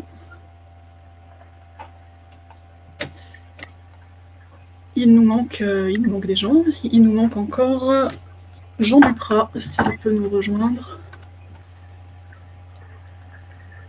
Parfait. Alors, je vais prendre une première question pour enchaîner sur la présentation que vient de faire Laurent. Olivier Noyas de l'Avis nous demande si cette exposition sera visible à la suite de Dubaï en France. Oui, c'est le vœu d'Antoine et de Petit et d'Alain Schul. On va essayer effectivement de ramener cette exposition en France et de la faire voyager peut-être dans un format légèrement différent, mais on la ramène sur notre territoire à l'issue de Dubaï. Merci beaucoup. Des questions d'Anne-Laure Barral de France Info. Alors la première s'adresse peut-être à Laurent et Yann. Que pensez-vous du projet de nouveaux sanctuaires marins autour de l'Antarctique? Il y en a déjà. Est-ce qu'on a déjà des retours d'expérience sur ce qu'apporterait un sanctuaire? Yann? Merci Laurent. Merci pour votre question. Donc je pense que le sanctuaire, c'est les aires marines protégées qui sont en discussion en ce moment dans les forums antarctiques tels que la CAMLAR ou le traité. Donc effectivement, la CAMLAR avait décidé il y a quelques années qu'il fallait construire un réseau d'aires marines protégées tout autour de l'Antarctique, puisque c'est par réseau que ça peut fonctionner, les aires marines protégées, ça ne marche pas tout seul. Et donc, de ce côté-là, on a déjà 2 aires qui ont été acceptées, une aire du côté de la péninsule et une autre du côté de la mer de Ross. Et beaucoup d'États, dont la France, travaillent actuellement à convaincre les autres membres, les autres parties, qu'il faut ne pas s'arrêter en si bon chemin et accepter d'autres aires marines protégées. Donc oui, il faut absolument constituer un réseau parce que les animaux voyagent d'une zone à l'autre. On vous a montré des petits trajets, mais en fait, les oiseaux, par exemple, lors des phases de migration, peuvent couvrir de 3000 à 4000 km. Et donc, il faut pouvoir protéger un ensemble de zones tout autour de l'Antarctique pour que ce soit fonctionnel. Laurent, si tu veux rajouter quelque chose.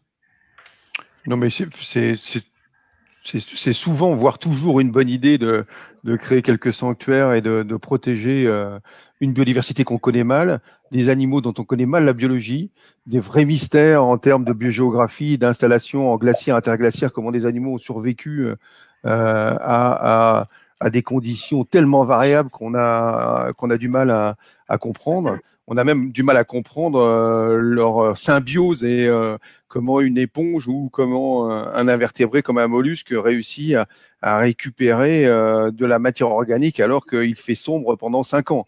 Et on a des vraies questions en Antarctique sur ces zones-là. Et on envoie une image de gens très, très performants et très courageux et ayant énormément de connaissances. Mais en fait, il faut admettre que dans ces zones, il nous reste réellement à travailler. C'est pas une plaisanterie, c'est pas un vernis ou c'est pas une phrase cosmétique de dire il nous reste beaucoup de travail à effectuer en Antarctique. Yann? Oui, si je peux juste rajouter aussi quelque chose. Pour une fois, ce serait bien aussi qu'on protège les écosystèmes avant qu'ils soient trop impactés. Parce que souvent, on a tendance à mettre les aires marines protégées comme des pansements, alors que là, c'est vraiment une idée de préempter, de protéger avant que ça disparaisse. Je veux dire, les images que Laurent nous a montrées parlent d'elles-mêmes. Si on attend que tout ça soit dégradé, abîmé, on protégera plus que des petites reliques et ça ne servira à rien.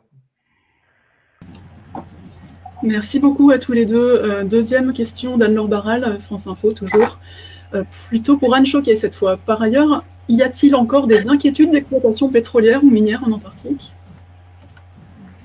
Alors, je dirais peut-être pas inquiétude tout de suite, c'est fort, mais il faut être très attentif aux risques, étant donné que le traité prévoit, mais comme tout traité international prévoit des possibilités de modification, il faut toujours être très attentif aux règles et à la mise en œuvre des règles. Il est vrai que quand on regarde la presse, on a vraiment l'impression qu'en 2048, l'exploitation des ressources minérales sera possible. Donc, il y a des entreprises qui peuvent se dire, bah tiens, on va y aller. 2048, c'est bientôt. Donc, il faut vraiment faire attention à ces risques. Alors, il y a des risques importants. La protection de l'environnement doit être prise en considération à tout moment. Non seulement il faudrait faire attention au moment de l'exploitation en elle-même, mais ce qu'il faut voir aussi, c'est que si on exploitait un jour le pétrole en Antarctique, il y a tous les risques associés au transport en maritime. Et c'était vraiment des éléments qui avaient été pris en considération et par les États après l'adoption de la Convention sur la conservation, sur l'exploitation des ressources minérales, la Convention de Wellington en 1988. Les États se sont dit, pourquoi pas, à la rigueur, on serait capable d'exploiter. En revanche, le transport maritime, on est dans des régions, non sécurisées pour le transport maritime. Il y a des risques de pollution marine. L'Exxon Valdez la catastrophe en 1986 ou d'autres catastrophes de marée noire en Antarctique l'ont rappelé. C'est pour ça qu'il faut vraiment faire attention, et on pourrait très bien également envisager que des États intéressés par la région antarctique, parce qu'on n'aurait plus accès à d'autres gisements dans d'autres régions. Donc il faut vraiment être très attentif. Si vous permettez, je peux compléter quelque chose par rapport à ce que vient de dire Anne. Dans le cadre de la recherche de la glace ancienne de 1,5 million d'années, il y a plusieurs équipes internationales qui sont investies, notamment avec des outils de reconnaissance pour déterminer si effectivement la glace ancienne est présente ou non. Et à ce titre, les Américains ont développé un système très complexe qui s'appelle le système RAID, dont l'objectif était non seulement de percer rapidement 2 à 3 km d'épaisseur de glace pour déterminer si on avait la glace ancienne, mais avec un très gros focus sur la capacité de percement du socle rocheux pour remonter des échantillons du socle rocheux à la surface. Donc là, on rentre bien dans la logique du protocole de Madrid, où on est dans des études scientifiques en matière de géologie sur des sites difficiles d'accès, mais je pense qu'il faut quand même garder en tête qu'il y a des applications autres que scientifiques potentiellement de ces.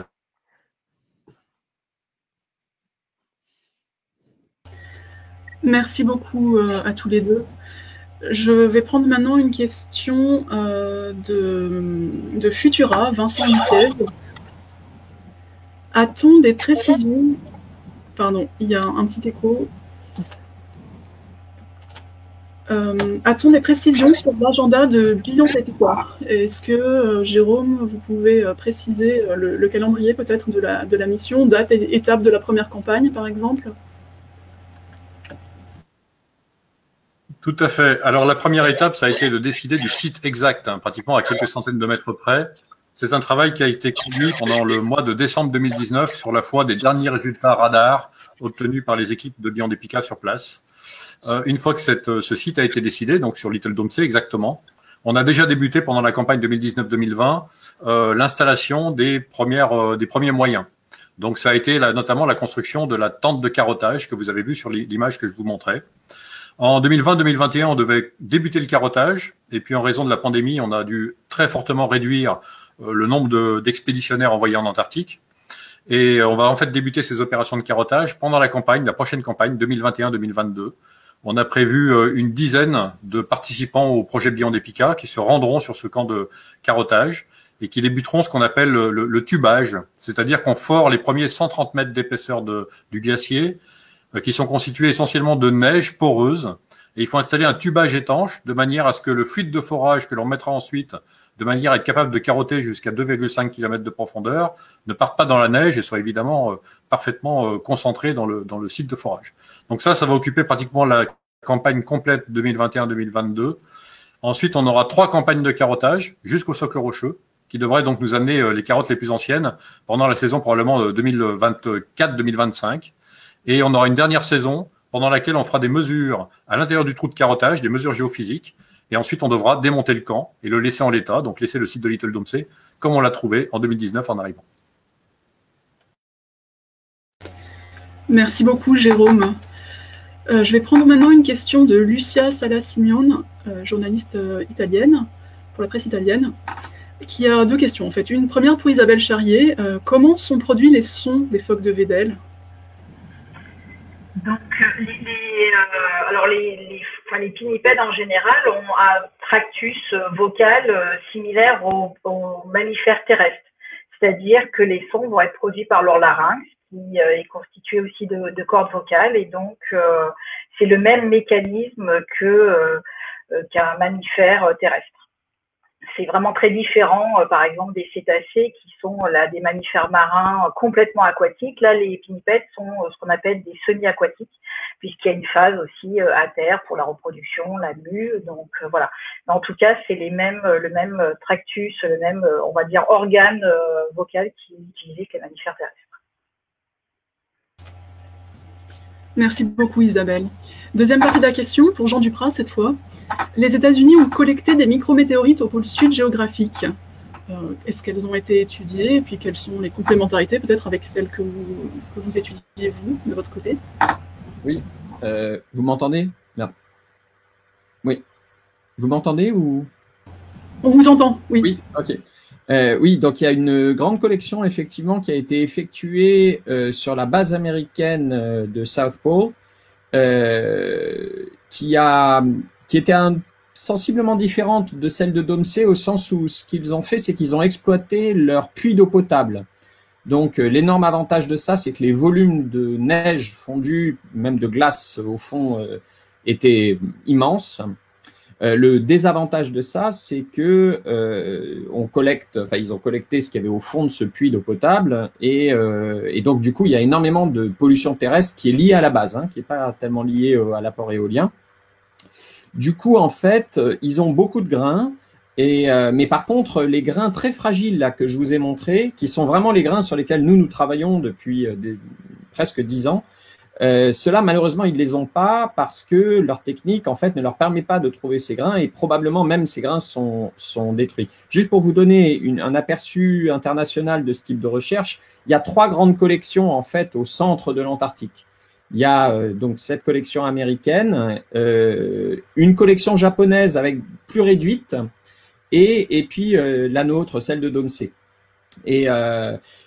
Alors en fait, on collabore entre nous, on se connaît relativement bien, c'est des petits milieux, mais évidemment ces collaborations sont à la fois très fructueuses et en même temps il y a aussi un aspect compétitif là-dedans, c'est-à-dire que en particulier par rapport au type d'analyse que l'on peut faire et au type de grains que l'on collecte. Et là, de ce point de vue-là, depuis des années, la collection de Domsey est vraiment reconnue comme l'une des plus propres, et en particulier, nous avons des grains qu'il est difficile de trouver ailleurs et qui n'existent pas dans d'autres collections. Les Japonais ont commencé à trouver et commencé à étudier les micrométéorites ultra-carbonés, là, dont je vous ai parlé, qui sont probablement les grains, à notre avis, les plus intéressants, parce que très préservés, ils ont conservé l'information avant l'entrée atmosphérique.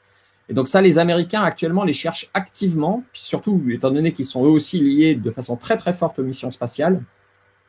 Et bon, je pense qu'ils vont les trouver, mais là, pour l'instant, on a un petit peu d'avance. Et là, ils sont en train de mettre au point des techniques assez innovantes. Donc voilà, c'est aussi un domaine où il faut pas rester sur ce qu'on sait faire. Il faut aussi essayer de suivre. Donc là, on a pas mal d'idées pour essayer d'améliorer notre système et peut-être essayer de collecter en particulier les micrométéorites avant qu'elles ne soient emprisonnées dans la neige, mais c'est complexe à faire. Voilà.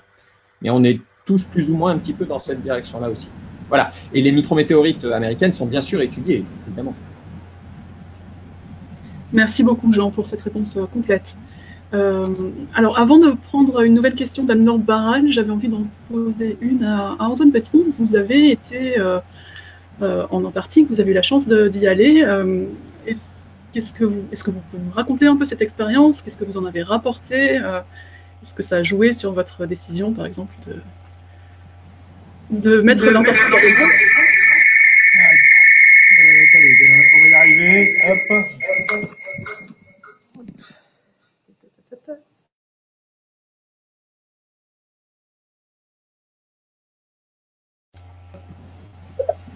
Vous m'entendez? Oui. Donc c'est parfois plus compliqué de faire une visio que d'aller en Antarctique. Non, de façon non pédégérière, si je peux dire. Je pense que c'est une expérience absolument unique. D'abord, ne serait-ce que le voyage, qui est aujourd'hui, on voyage dans le monde extrêmement facilement. On part le soir et on est le lendemain matin à Pékin, à Tokyo.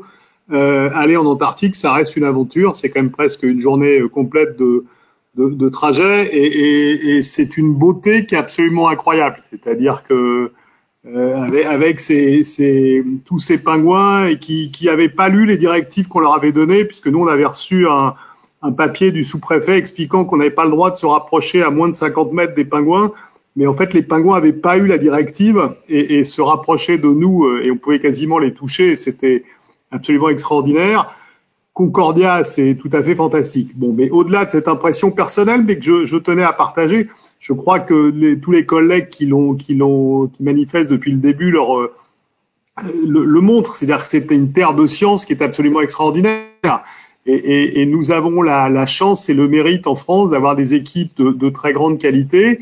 Et je crois qu'il faut que nous poursuivions ces recherches qui nous aident aussi, on l'a dit tout à l'heure, à comprendre comment construire le futur en le préservant, et c'est aussi le rôle de la science. Et c'est vrai que, après en avoir discuté avec Alain Schul, avec Laurent, on s'est dit que finalement faire ce petit clin d'œil de parler de l'Antarctique à Dubaï, qui est pas forcément on fait pas forcément un appariement tout de suite, ça nous a semblé pertinent, et je crois que c'est une bonne manière aussi que de sensibiliser à la fois les pouvoirs publics, mais aussi les citoyens du monde, au fait que notre planète, elle est quand même fragile, qu'il faut la préserver, et puis aussi qu'il faut continuer à la comprendre. Je crois qu'on vient de traverser une crise sanitaire dans laquelle la science a parfois été remise en question. Je crois que les exemples qui ont été pris aujourd'hui montrent à quel point, en fait, il y a plein de choses qu'on ne sait pas. Et j'ai envie de dire heureusement, parce que le jour où on saurait tout, tous les scientifiques que nous sommes seraient obligés de trouver un autre job. Mais il y a énormément de choses qu'on ne sait pas et on a besoin de comprendre notre planète encore.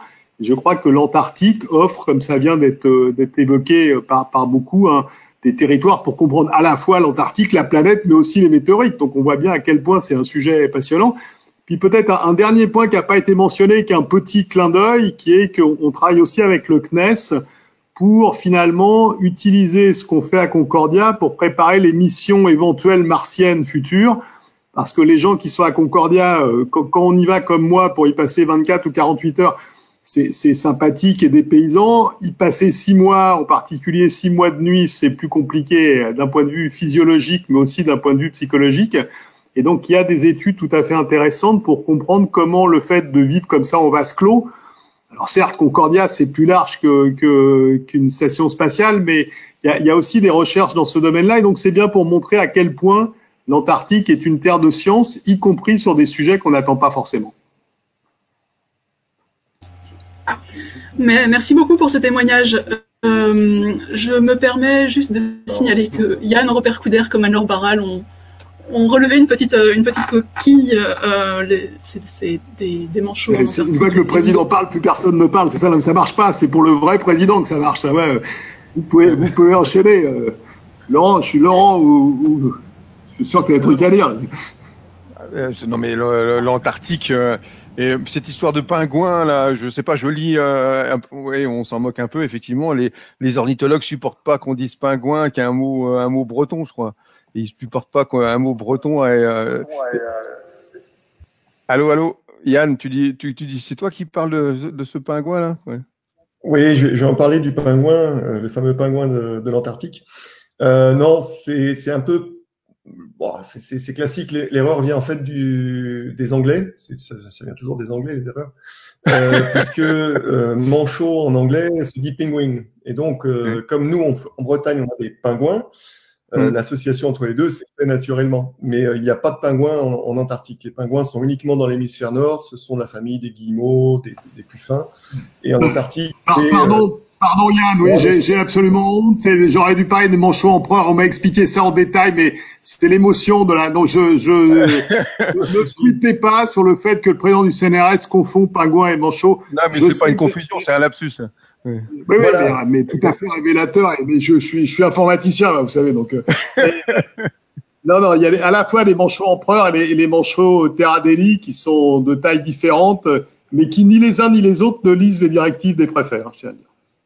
Voilà. C'est vrai. On a même 18 espèces de manchots, ça remonte jusqu'au Galapagos. Il y a peut-être 50 couples de manchots dans l'hémisphère nord, mais pas plus que ça. Voilà. Parfait. Merci pour ces précisions. Alors, on a une question qui s'adresse à Jérôme Chaplaz, s'il est connecté. Je crois qu'il a quelques petits problèmes. Jérôme, si vous nous entendez, donc une question d'Anne-Laure Barral qui revient sur ce que vous avez dit tout à l'heure sur le système américain pour analyser le socle rocheux. Est-ce que vous craignez que la révélation publique de résultats scientifiques dans ce domaine justifie des possibilités d'exploitation ?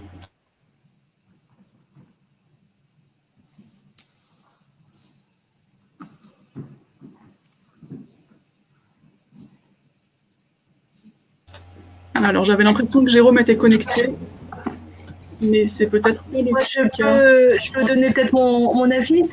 Tout à fait, oui. Non, c'est pas parce qu'on en saurait plus sur les ressources que les règles vont évoluer. On sait qu'il y a des ressources en Antarctique, mais le principe est clair, c'est interdiction de l'exploitation. Donc c'est seulement si un jour on modifie les règles et pour cela les conditions de modification sont drastiques que l'on pourrait envisager une exploitation. Actuellement, ce n'est pas possible. Or, on sait depuis longtemps qu'il y a des ressources minérales. Merci beaucoup, Anne. On verra si Jérôme a quelque chose à ajouter par la suite. Moi, je vais peut-être parler, je veux bien vous dire deux mots. En attendant. En termes de ressources, faire un lien entre ce que fait Anne Choquet et effectivement le développement de tourisme et surtout de bateaux touristiques. La France s'intéresse beaucoup pour des histoires d'éolien offshore et de construction offshore à l'impact du bruit. Et une des choses émergentes dans nos préoccupations en mer, c'est l'introduction de bruit lié au bateau.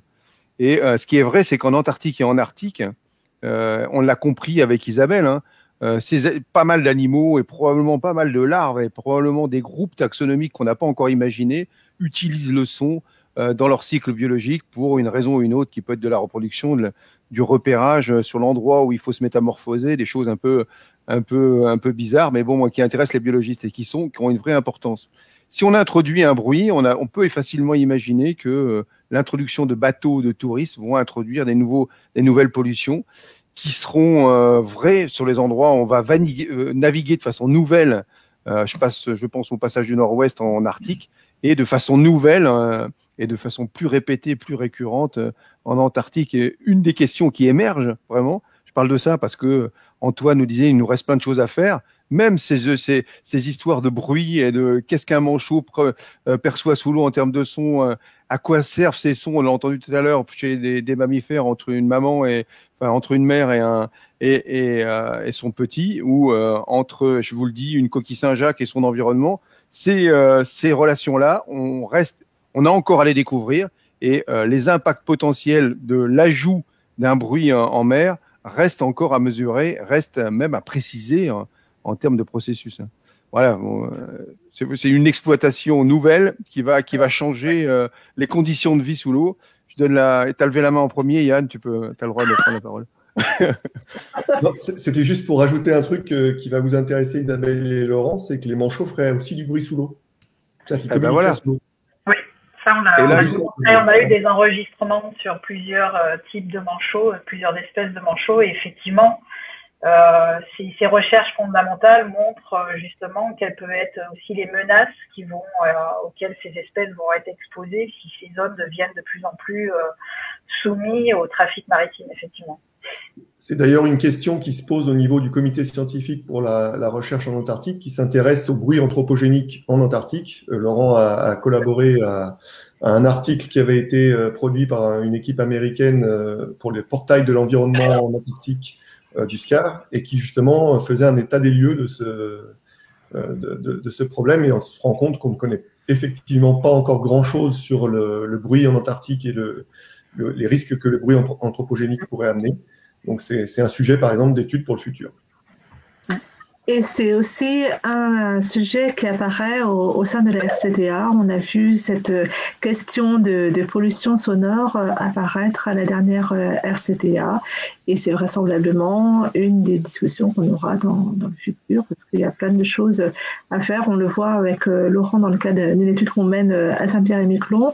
La réglementation, c'est pas facile au niveau de la pollution sonore. Il faudra également l'envisager au niveau de l'Antarctique. Ça serait bien. Merci pour ces précisions sur le bruit, la pollution sonore. Ça me permet justement d'enchaîner, Anne Choquet, sur la RCTA et votre rôle au sein de la délégation française. Est-ce que Anne, Jérôme ou Yann, vous pourriez peut-être parler des enjeux des prochaines réunions et plus généralement de votre rôle lors de ces réunions, ce que vous y faites en tant que scientifique ou en tant que président de l'IPEF? Alors, je sais pas, je commence. Donc, voilà, en fait, on a Jérôme, Yann et moi avons des missions complémentaires au sein de la délégation de la France. Alors, moi, je participe aux réunions depuis 2001, donc je veux dire, j'ai un petit peu la mémoire des négociations au sein de la délégation actuellement, parce que ça permet de bien connaître un petit peu l'évolution des questions. Donc, au sein de la RCTA, en fait, on a deux approches. On a d'abord le comité de l'environnement polaire, avec des scientifiques, je vais dire, alors que la RCDA c'est plus orienté diplomate juriste. En revanche, le CEP a sur le fondement du protocole de Madrid, donc a été créé par le protocole de Madrid, et le protocole demande au CEP des avis. Donc c'est-à-dire que toutes les discussions que l'on va avoir au niveau de la prise de décision, d'abord on a les avis des scientifiques. Faut pas croire que les négociations internationales soient déconnectées du terrain. Donc il y a vraiment une discussion importante préalablement à toute prise de décision, et donc le travail, je vais laisser Yann en parler, le travail du SCAR est très important. On a des rapports du SCAR qui sont faits, et au niveau des enjeux, il y en a plein. Il y a tous les ans, on a un grand nombre de papiers. Moi, j'ai pas encore réussi à tout lire les documents d'information et tous les documents de travail qui sont présentés cette année à la CETA. Donc, je vais y arriver. Mais il y a bien sûr la question du tourisme, la question de la protection de l'environnement. Il y a des questions classiques qu'on revoit tous les ans. On a également des demandes de nouveaux États pour devenir partie consultative. Rejoindre le groupe des États qui ont le droit de vote. Il y a également toutes les questions des inspections qui ont été menées par les États sur les stations. Donc, retour sur les critiques qui auraient pu être faites par ces observateurs. Voilà, plein d'idées. Je sais pas, Yann, si tu peux compléter. Tu as déjà dit beaucoup de choses. Bien, du coup. Bon, ouais, c'est toujours pas bon. Donc du coup, oui, en fait, ce que Anne a décrit, c'est vraiment le corps du métier pour les scientifiques, c'est-à-dire de lire les 228 papiers, je les ai comptés, qui ont été soumis par les différents États, et puis certains sont relativement déclaratifs, juste pour nous informer de voilà, on a fait un état des lieux de la zone protégée spéciale numéro 161 et tout va bien. Et donc ça, c'est des papiers assez faciles à lire. Et puis il y en a d'autres qui demandent un peu plus d'informations scientifiques pour justement étayer le travail des diplomates. Quand un État pose une question un petit peu polémique ou en tout cas qui peut surprendre par rapport à d'autres papiers qui ont été soumis ou par rapport à un état des lieux de ce qu'on connaît. Et donc, dans ce cas-là, les diplomates vont s'appuyer sur nous pour dire, bon, bah là, ils nous donnent tel chiffre. Est-ce que c'est vrai? Est-ce que c'est ça? Est-ce que vous pouvez vérifier? Et comme Anne le disait, le SCAR, donc le Comité scientifique pour la recherche en Antarctique, joue un rôle très, très important vis-à-vis de la RCTA et du CEP, puisqu'il coordonne, en fait, des fois des études pour répondre à des interrogations que les membres du CEP ou de la RCTA pourraient avoir. Donc, il y a ces études spécifiquement dédiées à répondre en fait à ces questions. Et puis, des fois, c'est le SCAR qui interpelle la RCTA ou le CEP en disant voilà un sujet scientifique d'actualité.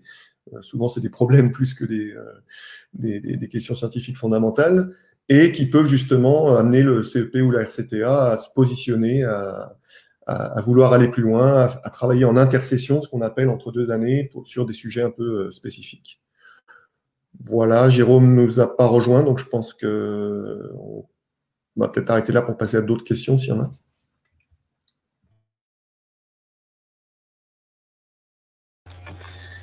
Alors,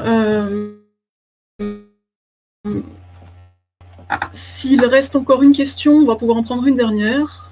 Mais je crois que pour l'instant, on a fait le tour.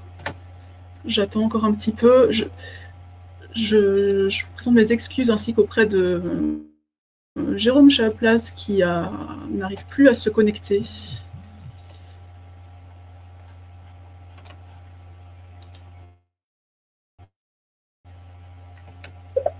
Je vois qu'il n'y a pas d'autres questions qui arrivent de la part des journalistes. Donc, je vous remercie tous et toutes pour votre participation à cette conférence de presse, intervenant comme journaliste. Si vous souhaitez approfondir certains aspects, je suis à votre disposition pour vous mettre en relation avec les scientifiques qui sont intervenus. Et nous vous enverrons dans l'après-midi un petit dossier de presse ainsi que le lien pour revoir cette conférence. Je vous souhaite une bonne journée à tous et à toutes. Et merci encore pour votre présence et pour vos questions, pour vos interventions. Merci. Au revoir. Au revoir.